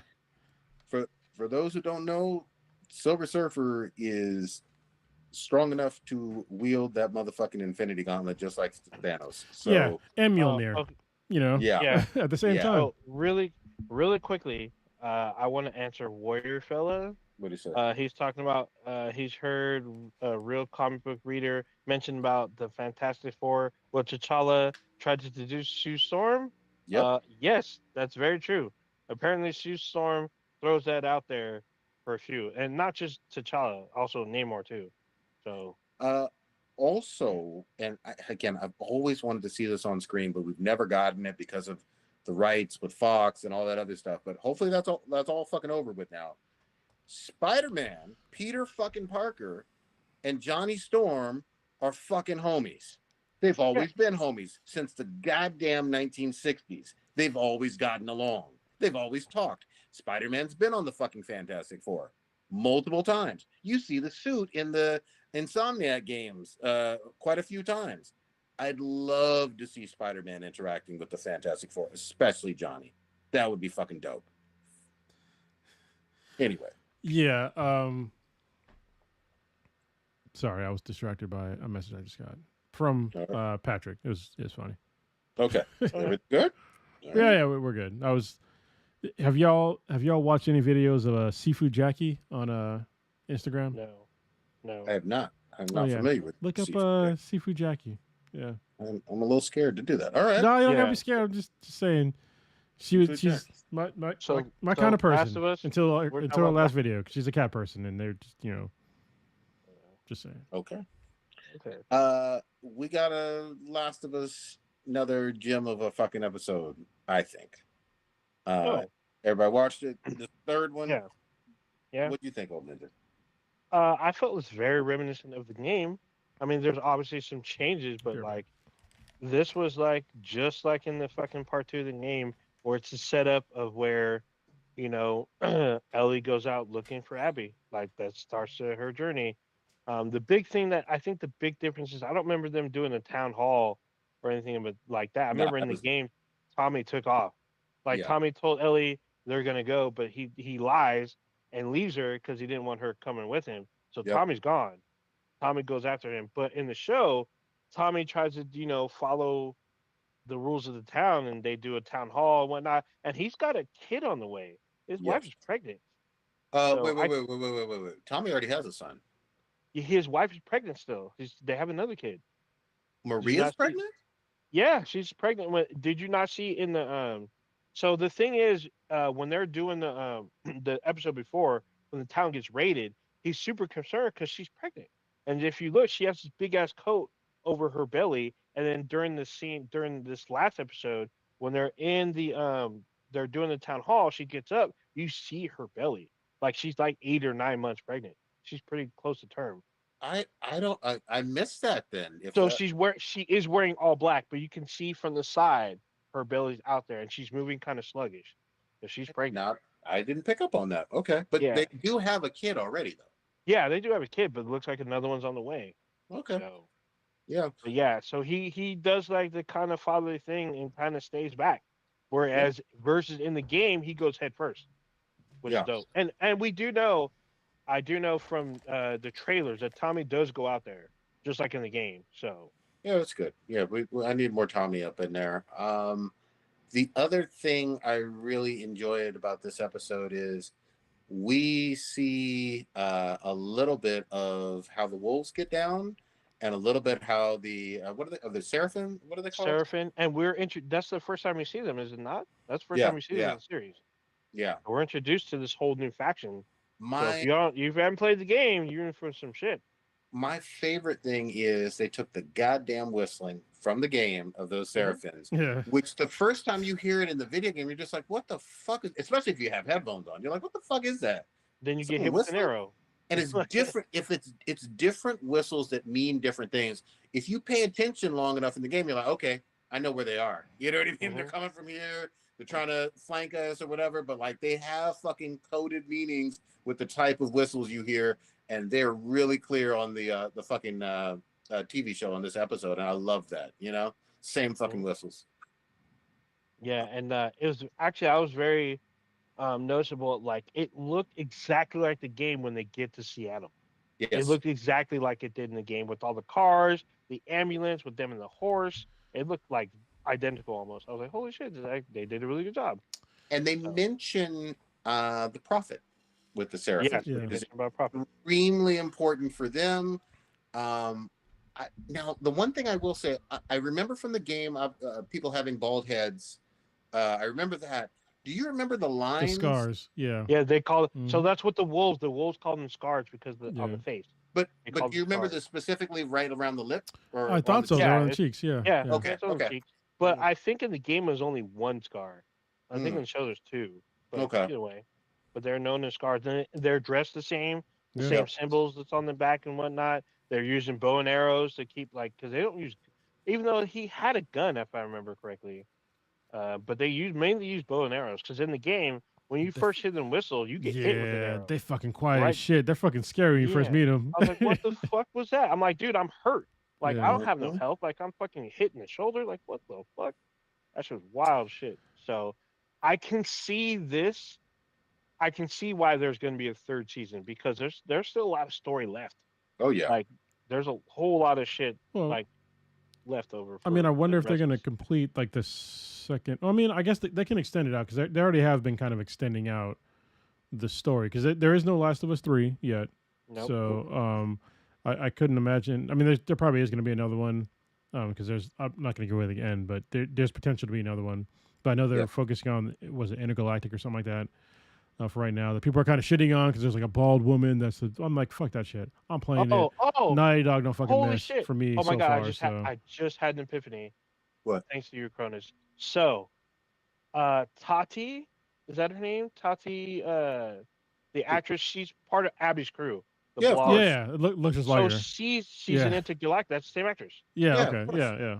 I didn't even realize that until he So, just said that right yeah. now. I was like, oh shit. So people are talking shit about their latest game. I'm like, Naughty Dog hasn't missed like in a very long time as far as I'm concerned. Even like The Last of Us 2, people were talking shit, but y'all didn't play the fucking game because the game was fucking good. Like Swole Abby was the shit.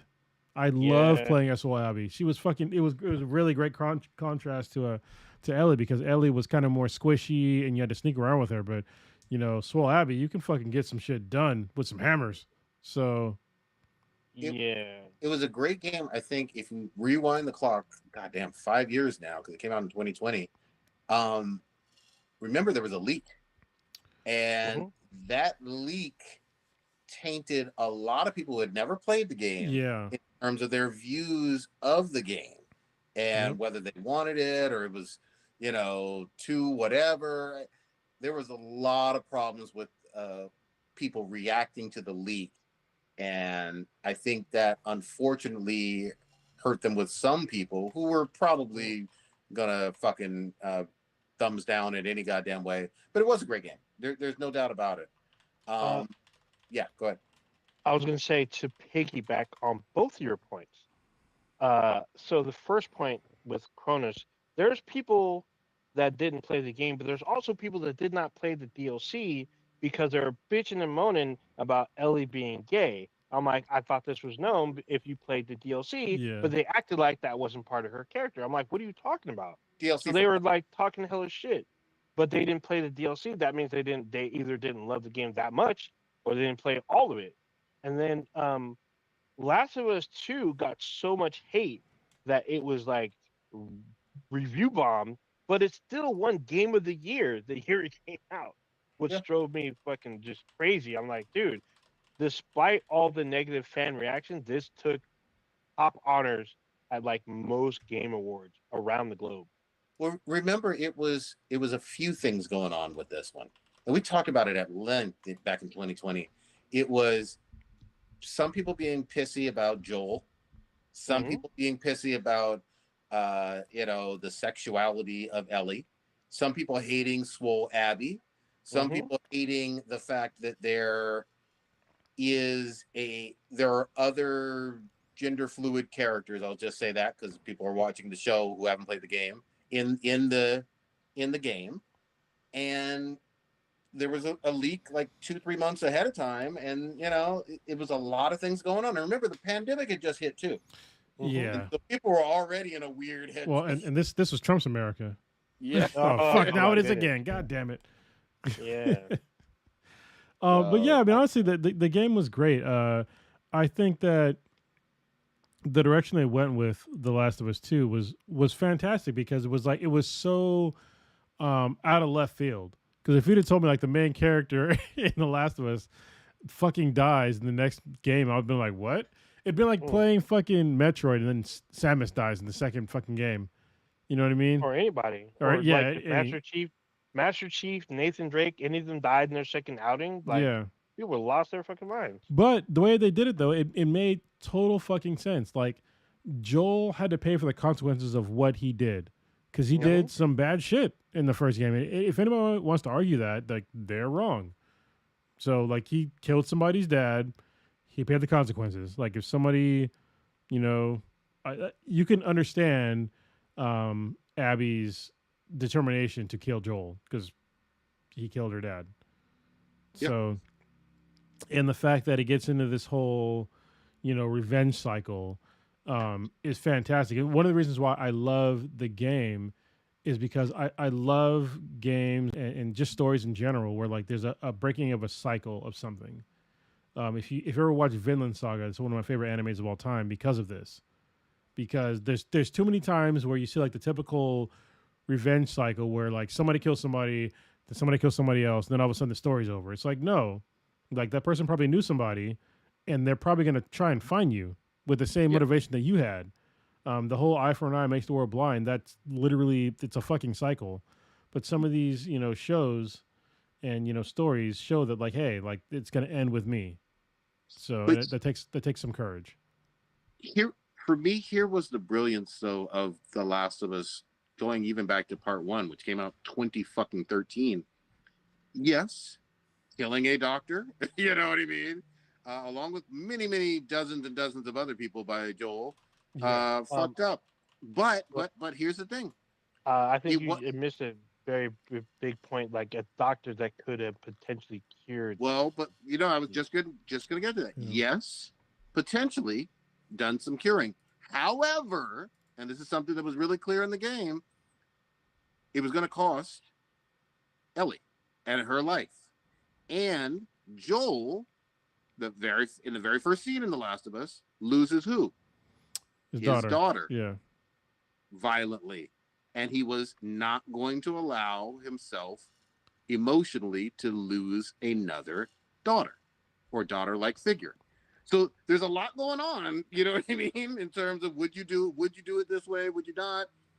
Hey, And let's hold on, just to like add another like layer onto that. He lost his like birth daughter to authority, yes. and he was going to lose Ellie to pretty much the same sort of authority. Yep. Of like, yeah, that's a lot. Yeah. So there are some people who can see it from his perspective, and obviously plenty of people who can see it from Abby's perspective. They play with that duality quite a bit between the first and second game and the first and second seasons of these shows so far. So I love that. It's not as clear cut, black and white as you think on first glance. Yeah. There are some nuances to it. Oh, do you ever see Neil Druckmann, who's the producer of the game and I think director of the game, producer of the show? He had said like a couple of years ago that in the world of The Last of Us, there are no good guys. I mean, yeah, it's a world of grays. I think it's like Mm-hmm. in life, and when you reduce somebody to like their base form, like you will do whatever you can to survive. So that's why it's literally called The Last of Us. Mm-hmm. Mm-hmm. Mm-hmm. Also, let me say this too. Going back to part one, Ellie was gay coded or lesbian coded from the very fucking beginning. Let's be really clear about that. Even without the DLC, some people tried to ignore that, but yes, she was like a 14-year-old girl, so you have to be careful in terms of assuming things or whatever. But most people were thinking that she was quote unquote gay coded, even without the DLC. The DLC just helped confirm it. So people acting shocked and surprised by season 2. Good Lord, where the fuck were you? You know what I mean? Like, No, they're shocked and surprised in part 2 of the game.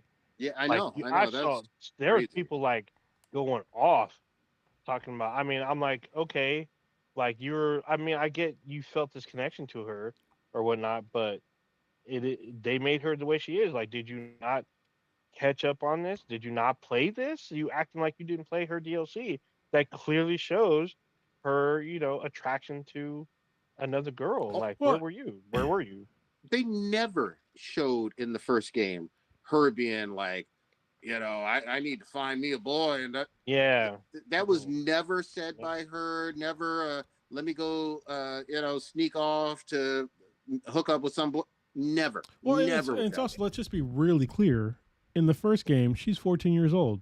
Yep. Mhm. So for some mainly dudes that want to feel some sort of way about her sexuality, she's 14 years old in the first game. Yep. So her sexuality should be literally none of your fucking concern. Yeah. The Sure. fact that after she's an adult, that she's into women, like, this person doesn't actually exist. Yeah. So I don't know why you had a shot at this But- person. So it's very weird to me.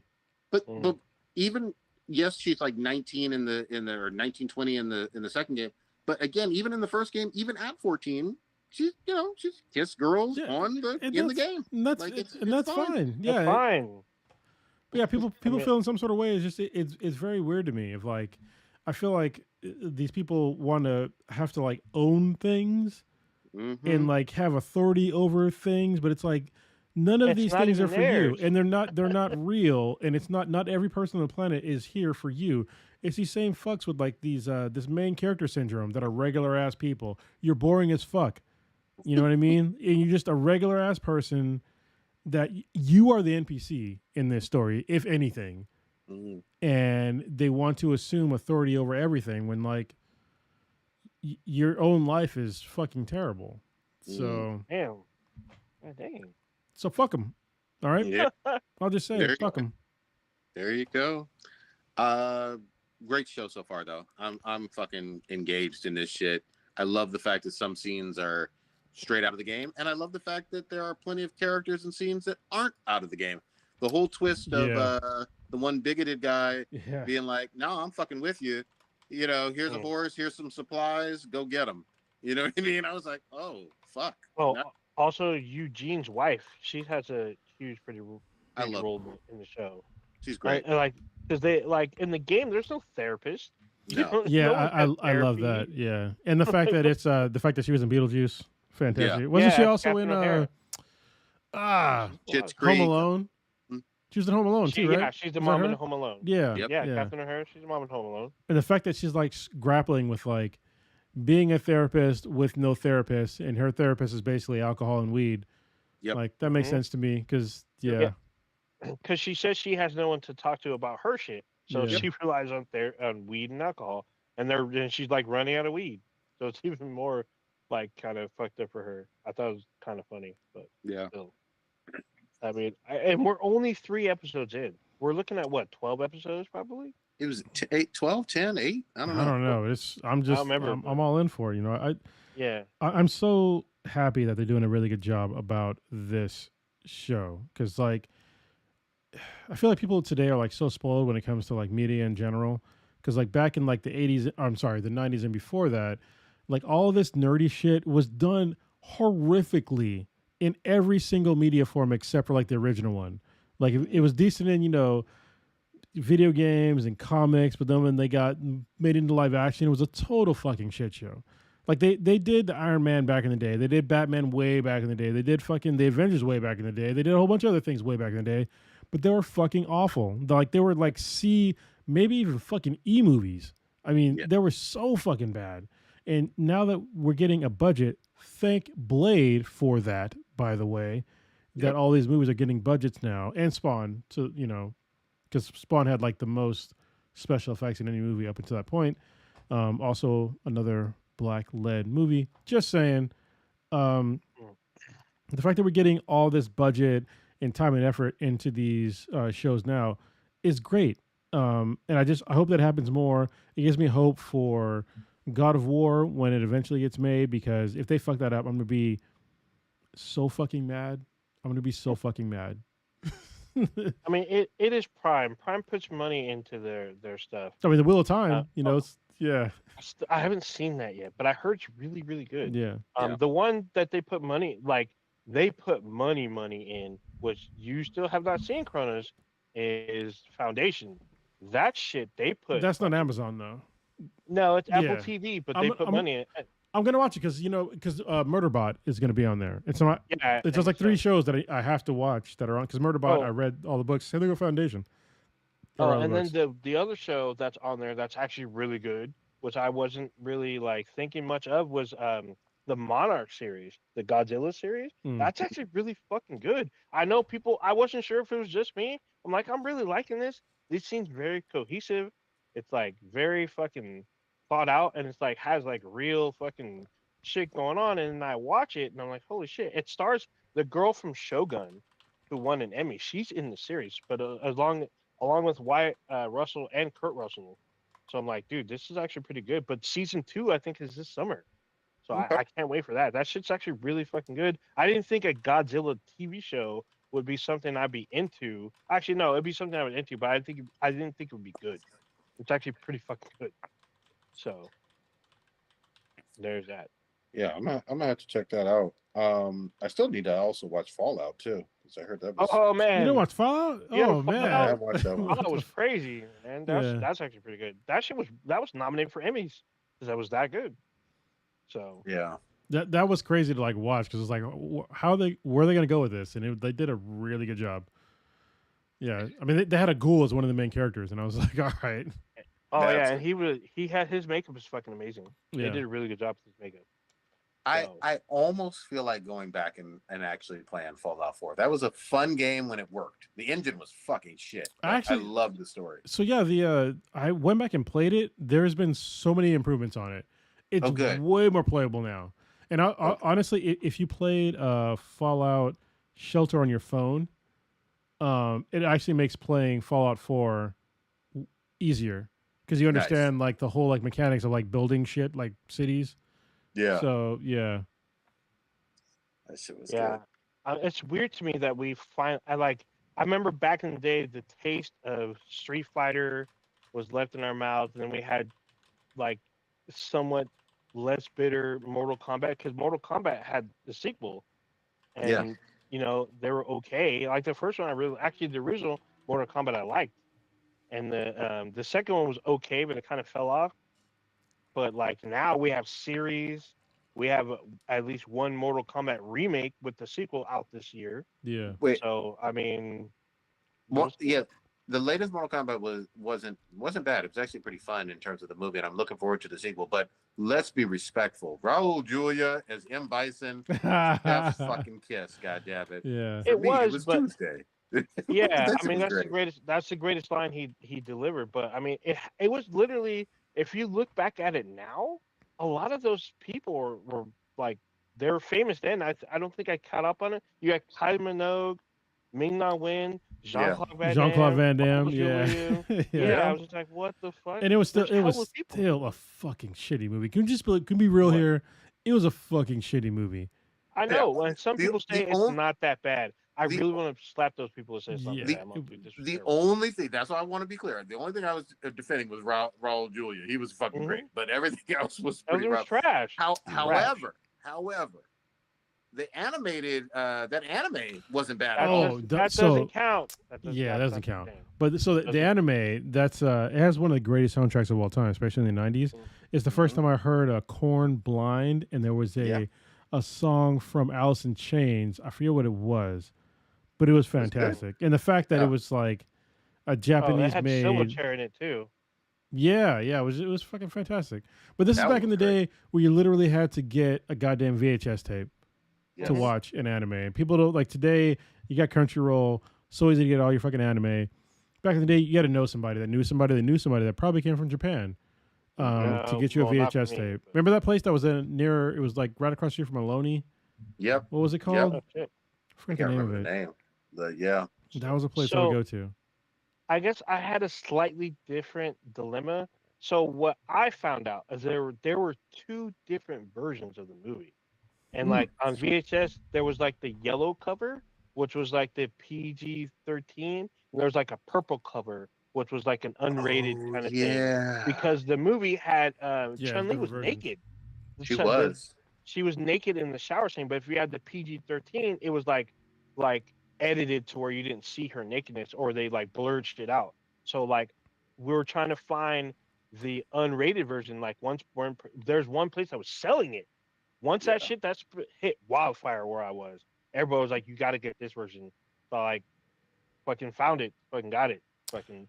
And I watched it, and it was like crazy. I was like, "What?" You the know, fuck? I didn't know for like the longest time that the Fist of the North Star, the version that I saw, was an edited version. Yeah. Like with the whole like where the colors go all weird and shit. Yep. Like that's not the way it is in Japan. Like, and also Fist of the North Star is one of the most violent fucking animes Yep. of all. Even like the edited version in America was still like crazy. Mhm. Did y'all know there's a live action Fist of the North Star? Oh yeah, another terrible fucking movie. Yeah, that I was was like, bad. what Yeah. the fuck? I was like, holy shit. And then like there's a live action Double Dragon with the dude from who's in what's that shit? The Party of Five show. He's like one of the Double Dragon dudes. I was like, what the fuck? The fuck is this about? That was kind of terrible because actually that went nowhere.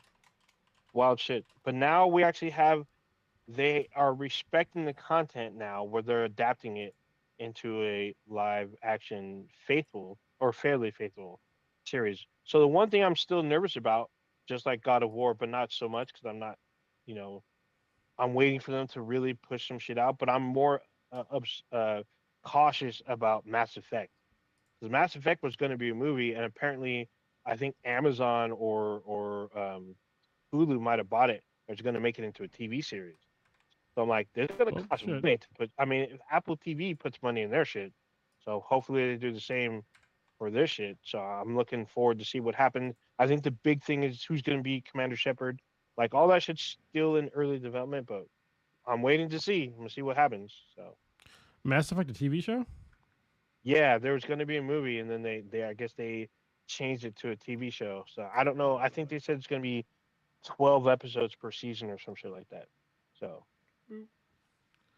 I'm waiting with bated breath, but I'm cautiously optimistic. What did you want to do your B then beat TI? Yeah. Oh yeah, I hit it before we. Yeah, it's good late. Okay, so Cronus talked about showering, like where people like wash up until the knees, and I guess they don't go lower or some shit. Yeah. So I heard this guy. No, I didn't hear him. He posted on a forum I was like watching it, and this dude got like 1,000 posts or some shit. So he said, I guess I have to ask you, beat everyone, I guess those of you in the chat and whatnot. If you are washing yourself and like soap and everything, do you wash your legs when you shower? Yes. Okay. Next question. And This guy- and my feet. Yeah, so this guy says he doesn't wash his legs because they're naturally clean. Oh shit. And he said No. there was no reason to wash his legs. Okay. I'm like, what the So fuck? let me just say this. That means you stink. And you don't know it. You don't know it, but people around you know it. Your legs, just like any other part of your body, sweat. You probably if he's a guy, maybe I don't know. Who knows It was these a, days? it was a guy. It was a guy who You posted it. probably have hair on your legs too. You know what I mean? So it's collecting sweat. It's collecting dead skin. It's gross if you don't put soap, water, scrubbing, and cleanliness to your legs. That is half of your fucking body that you're not cleaning. In some cases, maybe even more. Like, what the fuck? I use an African net. It's like an African fishing Yeah. net to like cleanse my body. Mm-hmm. A net? So Yeah. yeah, Me- you never. Yeah, it's like literally like a fishing net. It's like looks like a fishing net. But like, Oh, Prodigy knows I what I'm think I talking know about. Yeah, This yeah. is not new So- information. Mhm. no, I think I know because I think those are old, like an old kind of tech thing, and I Yes, know it's I think I'm used to the scrub brush. You know, when you do your back and you do your leg, you use scrub brush and it has both sides. I use my shower tool, so I use both and have the Shower scrubby tool. side.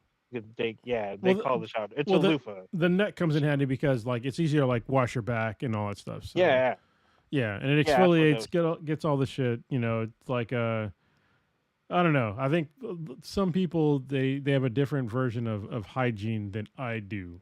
So Oh, yeah. yeah, especially when it comes to have- like because I do jujitsu and there's like and I work out pretty much every day, and so there's days where I literally I might shower 3 times in a single day. Yeah. Because like I'll work out at home, right, and then I'll shower, and if I have to go to jujitsu, like I shower before I go to jujitsu, then I'll come home, and if there's anything else I have to do, like I might have to shower again. Like definitely after jiu-jitsu I have to shower, right? But there's times where like I'll work out in the morning, maybe I'll shower before I go to jiu-jitsu because I don't want to be funky going to jiu-jitsu. I'll get done with jiu-jitsu, then I'll shower again, and then sometimes I might do jiu-jitsu later on in the day, and I gotta fucking shower again. So it's like, that's fine. but some folks, You that's I- not a I don't think- priority. So I don't think you fully understand, like, being in public and using a public restroom or a restaurant restroom. I understand now how COVID spread so quickly. Yep. Is because there's a lot of nasty motherfuckers out there. I've literally seen people, grown men, people that are like 40 plus, 50 plus, take a shit and then not wash their hands. there Literally are leave so the many restroom. fucking white dudes that do not wash their hands after using the bathroom. It is so fucking gross to me. I don't. I'm just I don't like- understand. I do So- not understand. Let me say this. For me, and this is a wild ass conspiracy theory. I think it goes back to some people didn't fuck with Sesame Street and didn't fuck with some of those like PBS like basic 3-year-old, 4-year-old. Here's some lessons type of like programming in terms of, hey, you need to wash your hands. Hey, you need to wash your legs. You need to wash your fucking ass. Hey, like even if you're just pissing, wash your fucking hands. Wash your fucking hands all the goddamn time. I remember that shit from fucking Sesame Street and all that other stuff. I think like some people just don't fuck with that. Either they didn't pay attention, they don't watch it, they think it's not for them. And then it literally leads to adulthood and people taking giant fucking shits in public bathrooms and leaving without Leaving without like water, even water touching the no fucking- water, not even a hand towel just to wipe like dookie flakes or anything off their hands. They just go straight to the door. I'm like, dude, did you see what I just saw? Like this dude just used a stall. I heard him like almost have a fucking hernia, and then he just walked out the front door. He walks by 3 sinks. There are 3 fucking sinks with a fucking blow dryer, soap, and fucking blow drying, and a fucking hand towel. All that fucking skipped. Yeah. And he went back to his plate of food. Like that's fucking weird to me. That's fucking then weird as fuck. it's the to me. same dudes that talk about, COVID definitely came from China. And it's like they're so gross in China, they're so disgusting. It's just like, but you didn't wash your hands after taking a shit, bro. I mean, Yeah, dude. come on now, or man. piss. Even yeah. the piss, I even say like even if you piss, like you, especially if you have fucking pubic lice, or if you have some kind of like fucking shit, This. you should wash your Also, fucking also hands. known as crabs. Yeah. Yeah. If you should wash your fucking hands. You should wash your hands technically, especially during COVID. They were saying like if you touch your face, you had to wash your fucking hands. And like I was all about that shit. I was wearing gloves and shit, but like I Yeah. was amazed at how many people just willy nilly like pick their nose, not wipe their ass, and just fucking go back to their plate of food. Let's be fair too, because we've talked about some of the gross ass guys. I've seen women on podcasts too talk about not fucking washing their hands after pissing. Mhm. I've seen that, and I thought, oh, this is just some prank or whatever. Nah, they were dead ass fucking serious and shit. There's people that are just fucking disgusting. I'm sorry. Yeah, 100%, 100%. Actually, probably 150%. And it's just like it's just weird to me. I'm like, dude, what the fuck? Like, how do you like? Even if you think that you're clean, you could have accidentally did some shit. Well- It doesn't hurt to just check, and it doesn't take that long. 30 seconds. Let- 30 seconds with warm water. Actually, you Let should me- use hot water. Let me but- tell you one other quick nasty ass fucking shit, and I'm talking to you pet owners for a quick second. God damn it, your fucking cat or your goddamn dog doesn't belong on the fucking kitchen counters. That's why I don't eat that fucking potluck food. You ain't got no fucking hygiene in your goddamn house. Oh my god! So this is like it's funny because like I was typing to Patrick earlier about seafood Jackie because it's like she's like it's pretty hot, but then like she had a video. So basically she makes a video about like her making food and stuff. And like the last video, I was like, she's not perfect anymore because literally in the video she's making mac and cheese, and she's got a cat, and the cat jumped up on the fucking countertop, and as she's making mac and cheese, she was like mixing up the cheese that she just grated, and the cat ate some of the cheese. I'm like, oh, you gotta throw all that shit out. Like, all of it. Yeah, all of it. All of it. And wash the goddamn bowl. Like, yes. But no, none of that occurred. Oh, I was like, oh man. dude, Like, it gives me the fucking heebie-jeebies. I don't understand how you're not grossed out by this. I know it's your pet. I get it. I'm not disparaging your pet. It's not the pet's fault. It's your fault as a goddamn owner. The pet don't belong on the fucking kitchen counters or stovetop or eating fucking out of the plate or no. Fuck you. And then you try to serve it to other people or bring it to work. Fuck you. Prodigy said it loudly. You go to hell and you die. I am not trying to get gondoplasmosis from your goddamn cat. Oh my god! And that's why I love cats so much, because you got a fucking parasite in your brain. I'm just saying. Yes. Like, yes. I'm sort of exaggerating, but also cats do have toxoplasmosis. This is not. Look it up if you don't believe me. You know, they give it to their owners. That's why I'm not a cat person. And if your cat is up on the fucking countertops, I'm not eating at your place, like at all. I trust 0% of your fucking cooking. 0. Yeah. We're doing takeout and we're not doing it in your house. How about that? Fuck you. I said we're not doing it in your house. Because here's the God thing. dang. I don't trust the silverware. I don't trust the cups. I don't trust the fucking napkins. I don't trust anything about your kitchen with that fucking animal in the kitchen. There is a reason why in restaurants. Now, again, you old ninja, fact check me. You can't have your motherfucking pet dog and parrot and cat and fucking lizard and shit in the fucking kitchen. No, not in the kitchen. No. Okay, there's a fucking reason. And you for know that. what gets me is people are like, "Oh, you don't like cats, but you like my cat." I'm just like, Fuck you. No, there's a cat. Nope. Sorry. and I don't think cats are like the worst thing on the planet, but yeah, I'm not a fan of them, and it's just they a lot of cat owners, I'm not gonna say all of them, a lot of cat owners let cats get away with like some really disgusting things in their house that I would like not put up with. No. So yeah. Can't fucking do it. Can't fucking do it. Also, you know, I'm gonna say this. I know you guys have talked about it since way before even COVID and whatnot. In terms of hygiene and everything, we should be a bidet country, but we're not. I was just talking about this with somebody I was just chatting with. Like, I have 2 bidets in my house. Like, I have no. this is where I'm at my point in life right now. If my ass cheeks touch a cold toilet seat, I get fucking angry. Yep. All right. It's irrational anger, but it's Yep. anger. All right. Yep. And people are just like, oh, why is it? I'm like, once you have a warm toilet seat all the time, like there's no going back.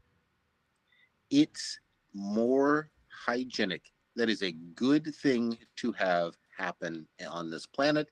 The other thing is, there are places on this globe that are more bidet, like bidets are everywhere, and they look down on folks that just are using toilet paper. They think you got a dirty booty, and you probably fucking do. And these are places that, just for the record, that people call shithole countries Mm-hmm. that have bidets. Yep. So, yeah. Yep. Now, I will say, I've said it over and over and over again, they need to do a better job marketing for the Americans.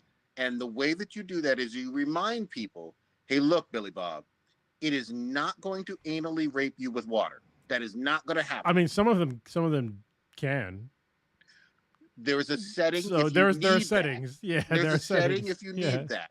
Yeah. But on Anal rape accident, setting. Okay. Yeah, it's not going to be, yeah. Wow.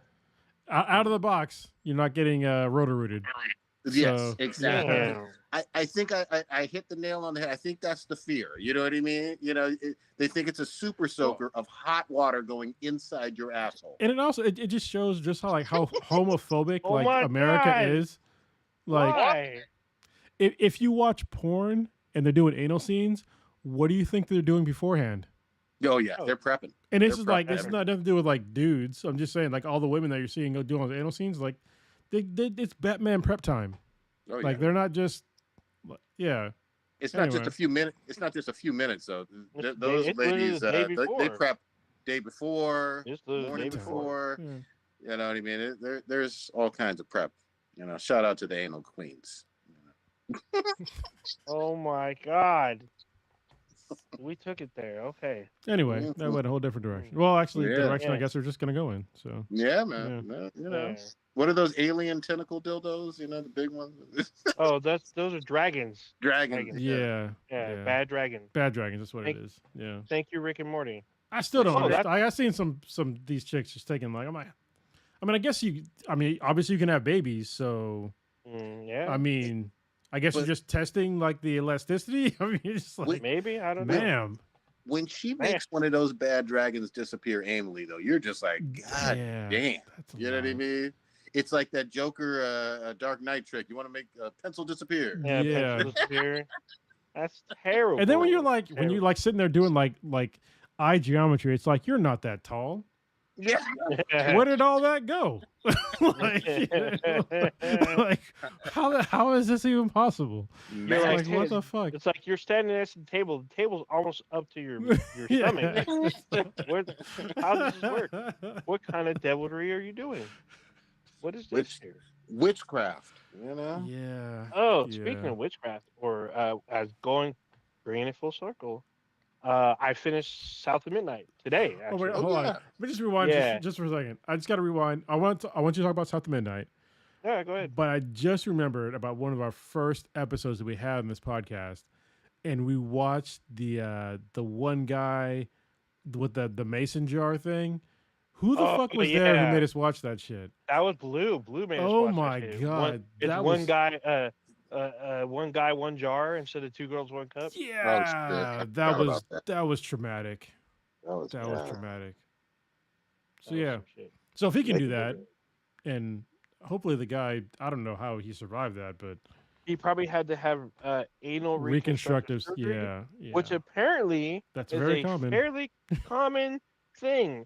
I keep thinking that people are trolling me, saying that it's fucking a common thing, and well, that can't be that Well, common. So but- then I meet a nurse at a very prominent hospital, and he's like, "Oh yeah, this is actually very common for us." And But- and he has to deal with them while they're wrecked. They come into him wrecked, and he's got to get them partially prep them for surgery to get their shit fixed. Literally, I'm like, what the fuck? Very important. Not always covered by your insurance. So Yeah. Yeah. it can be as common as you want it to be. yeah. If it ain't covered, you paying out of pocket in this country Mm-hmm. thousands, tens of thousands of Tens of dollars. thousands. So be careful. Just because it exists as a surgery does not mean that you get to have it. Yeah, I think Or the, you know, if you want to get your balloon not reconstructed, I mean, there's fun, but sometimes there's you know there's too much fun. Then you gotta pay.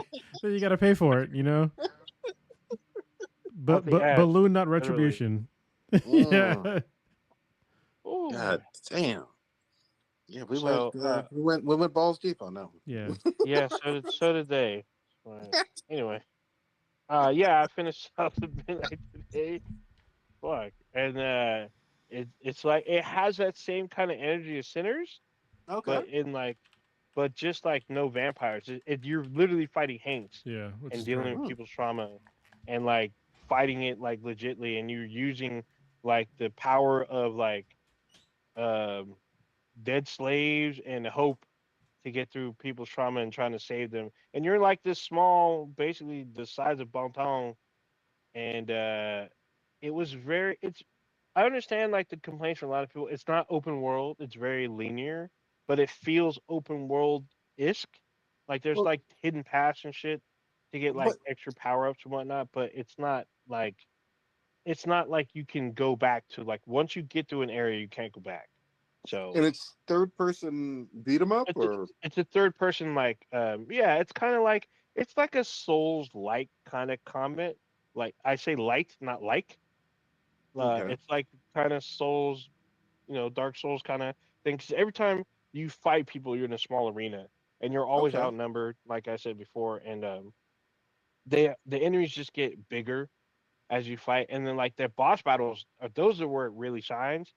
Hmm. You have these boss battles that are like large in life fucking creatures that you got to like get their little the little sore spot. And it's weird because you don't may not know how to get to their soft spot.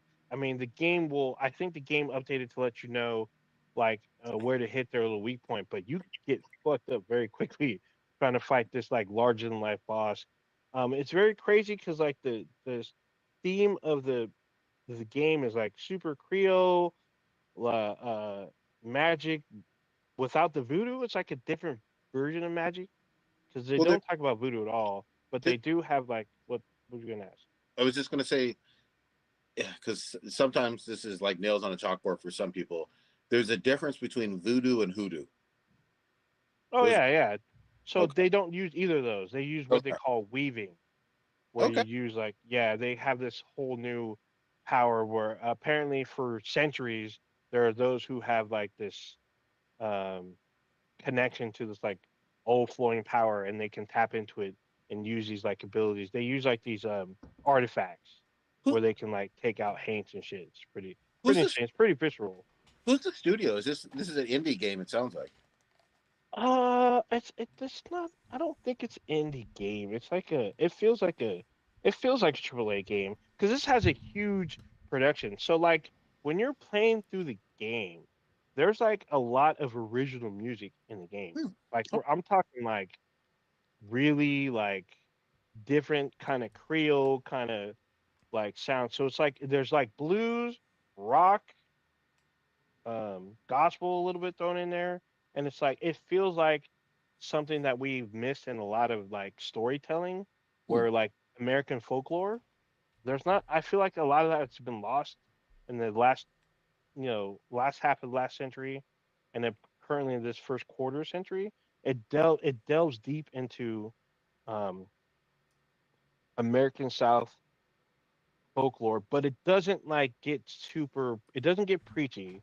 It doesn't get all like these people are bad. It focuses on community. Like the people in the town, they know each other. They're trying to take care of each other, but it's very personal for the main character. Her name is Hazel. She's trying to find her mom, so Hmm. it's very personal for her. But she's also helping people in her community. Are So you then fighting them? Or are you using magic? What are you using to? both you're using Okay. your magic to fight and to clear like trauma from the area. They don't call it trauma; they call it something else. I forgot what it's called, but you're trying to clean the area by fighting people's trauma. And there's some really kind of fucked up stories that go in there. We're talking like dead children, people that kill their siblings just to get ahead. like, and people didn't know about it except for the earth, except for the area, except for the swamp.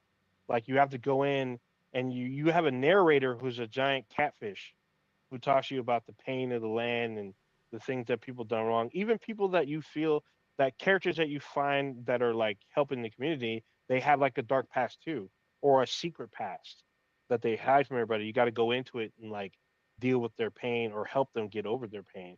So it's like very interesting to me that they did this, that they took this route. I know that with all the whole DEI and the whole like woke kind of stuff, it doesn't feel like that for this game. But I know people that are looking at it are going to say those kind of things without really diving into it and realizing this is our culture as you know as Americans. This is I know that it's particularly aimed at the South, especially Louisiana because it's set there. But it's like it feels like you're playing like if someone retold the Paul Bunyan stories or like um was it Henry Jones' story?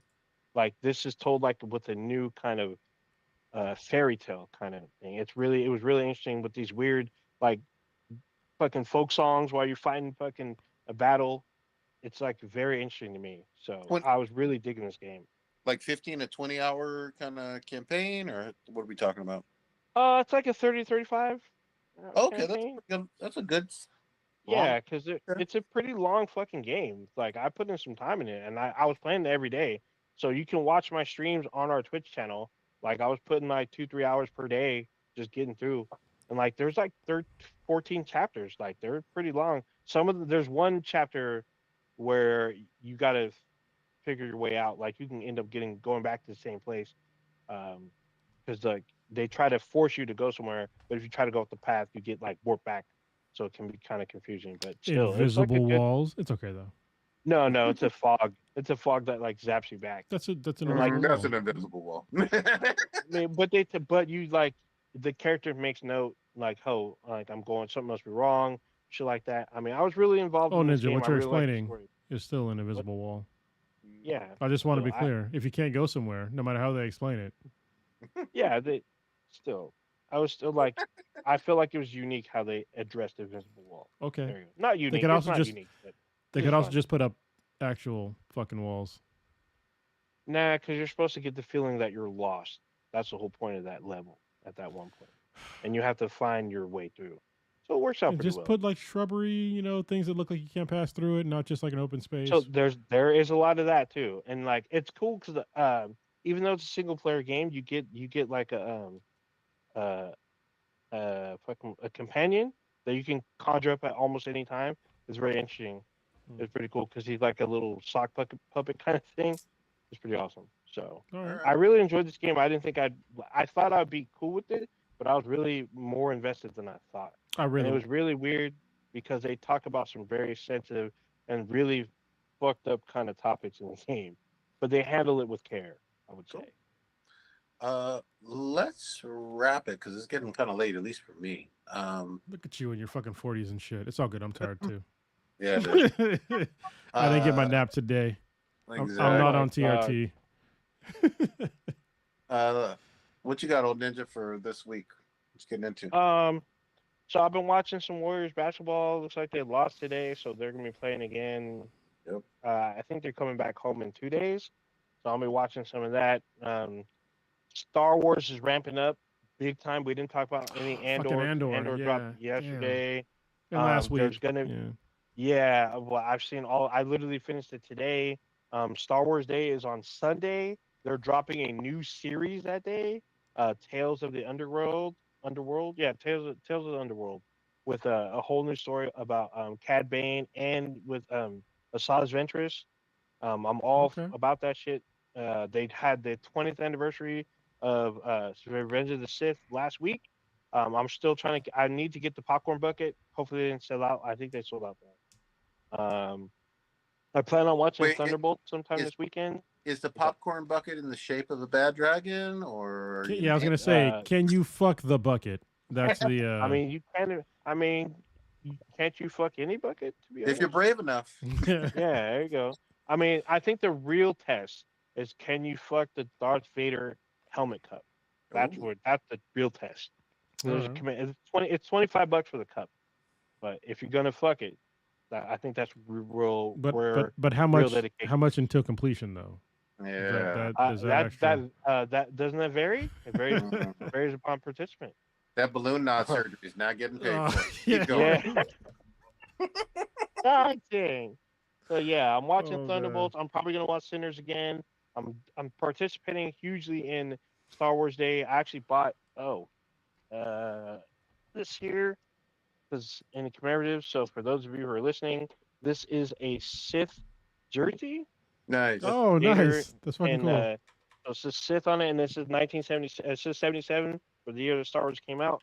So it's an all black jersey with Vader and the Imperial symbol on it. They also have this one here. I don't like the color, but I got it because of symbolism. This is the Rebel Alliance Nice. jersey. It's brown.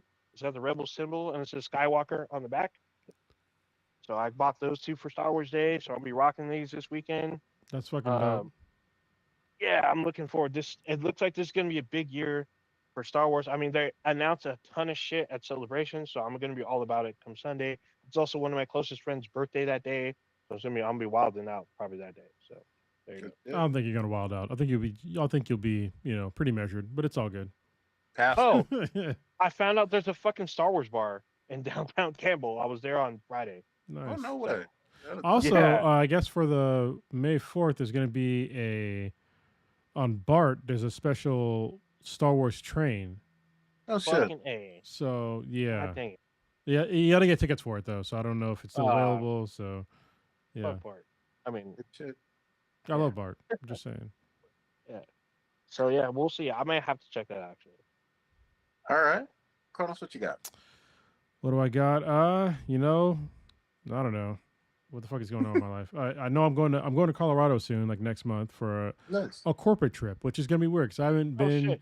I haven't been to an actual office in more than 5 years, and Yeah. I haven't been to Really? like no, and I haven't been to like in person training in like a hot minute too. So Aren't you required to visit your offices like once or twice a year or some shit like that? no, I'm a teleworker, 100% Okay. teleworker, and I've been a teleworker for officially for a while now, but I've been working from home since like 2011. So Mm. this is like well before the pandemic, before it became cool. So like the transition for me was like not anything special. I already had a home office, so I'm looking forward to that. I'm not looking forward to the grief that my daughter's going to give me because I'll be gone for a couple of days when she's supposed to be with me. But I'll work it out. We'll do something special. Other than that, what else do I have going on? Not a lot. I know I need to take another vacation of some sort of soon, and I'm hoping good things happen soon. So hopefully in the next 2 months, I'll get some great news, and it hopefully will affect the podcast in the background of here because I'll get cooler shit, but I won't give it away too soon. But hopefully in the next 2 months, stuff should change for me So, dramatically. Hopefully. so you plan on winning the lottery without telling us you're winning the lottery? Not the Okay, got it. lottery, but the things that I've been the things that I've been owed for a while now. I should hopefully get in the next 2 months. So Okay. hopefully that. And also shout out to my brother. His birthday is on Friday. Yeah, Friday. Okay. And I don't know. We're probably not gonna hang out, but we need to hang out sometime soon. So yeah. Got some things up. Good shit. God damn it, I'm still playing Monster Hunter. That's about all that I really, really got going on. Need to do some fucking yard work. Boring Why ass you romance. Hold on. Yeah, you got kids, bro. hold on? Yeah. Yeah, Well, hold they, on. they're You gonna. I'm gonna lead the efforts in Mm. terms of do this, get those weeds, Yeah. mow that lawn. So you're gonna be in the shade with your lemonade and sunglasses, be like, It's a mint julep. Oh very my much. god damn. damn. He's out there growing cotton and shit with the Yeah. fucking who's wearing a white suit. Yeah, with shades and the fucking sun hat on and shit. In Little the Colonel shade. Sanders kind of bow tie. Oh my god. Oh man. And Prodigy, why are you lying? Like you haven't been on Monster Hunter in a week. I'll be seeing. So We you know haven't even gamed. what had happened? It was so Here good, we go. good and bad. My son finally started branching out away from Marvel Rivals and just said, "I like this game." And I was like, "That's great. When are you getting off of there?" Because like, I haven't played. So So he he's let you playing all play. weekend. So okay. because we haven't twitched out anything in a minute, but they just released new shit yesterday. All right, So, I'll definitely get on there this week for sure. Probably maybe Friday night, probably some Saturday as well. So okay. that's it. Okay. All right, take us on out, old ninja. God damn it. All right. You just experienced Black and Black times Infinity, the Jeez. dankest podcast on the internet. If you didn't know, you can check us out anywhere and everywhere with Beathan BTI. That's BTANBTI. Anywhere you consume your podcast, just know we go live every Wednesday on YouTube and Twitch simultaneously at 8:30 Pacific-ish time. So you can tune in and join us during the podcast and be a part of the conversation because you can live chat with us. You can email us at bthnbti at gmail.com. We also have a Discord, and then you can check out our website if you want to see like exclusive stuff or stuff that we may have taken down and put somewhere else on our official website at benheadproductions.com. Then Productions about Squarespace.com. Squarespace.com/bthnbti. There you go. Sponsor So, of that dragon. What? Oh. Holy shit. Yeah, you can see there's some old content there too, because some of y'all didn't know we had a sister podcast for a while. We did. Mhm. Which is, I guess, archived at this point because they had like their own Yeah. like channel. But I got them all. So Yeah. There you go. uh, Peace. Deuces.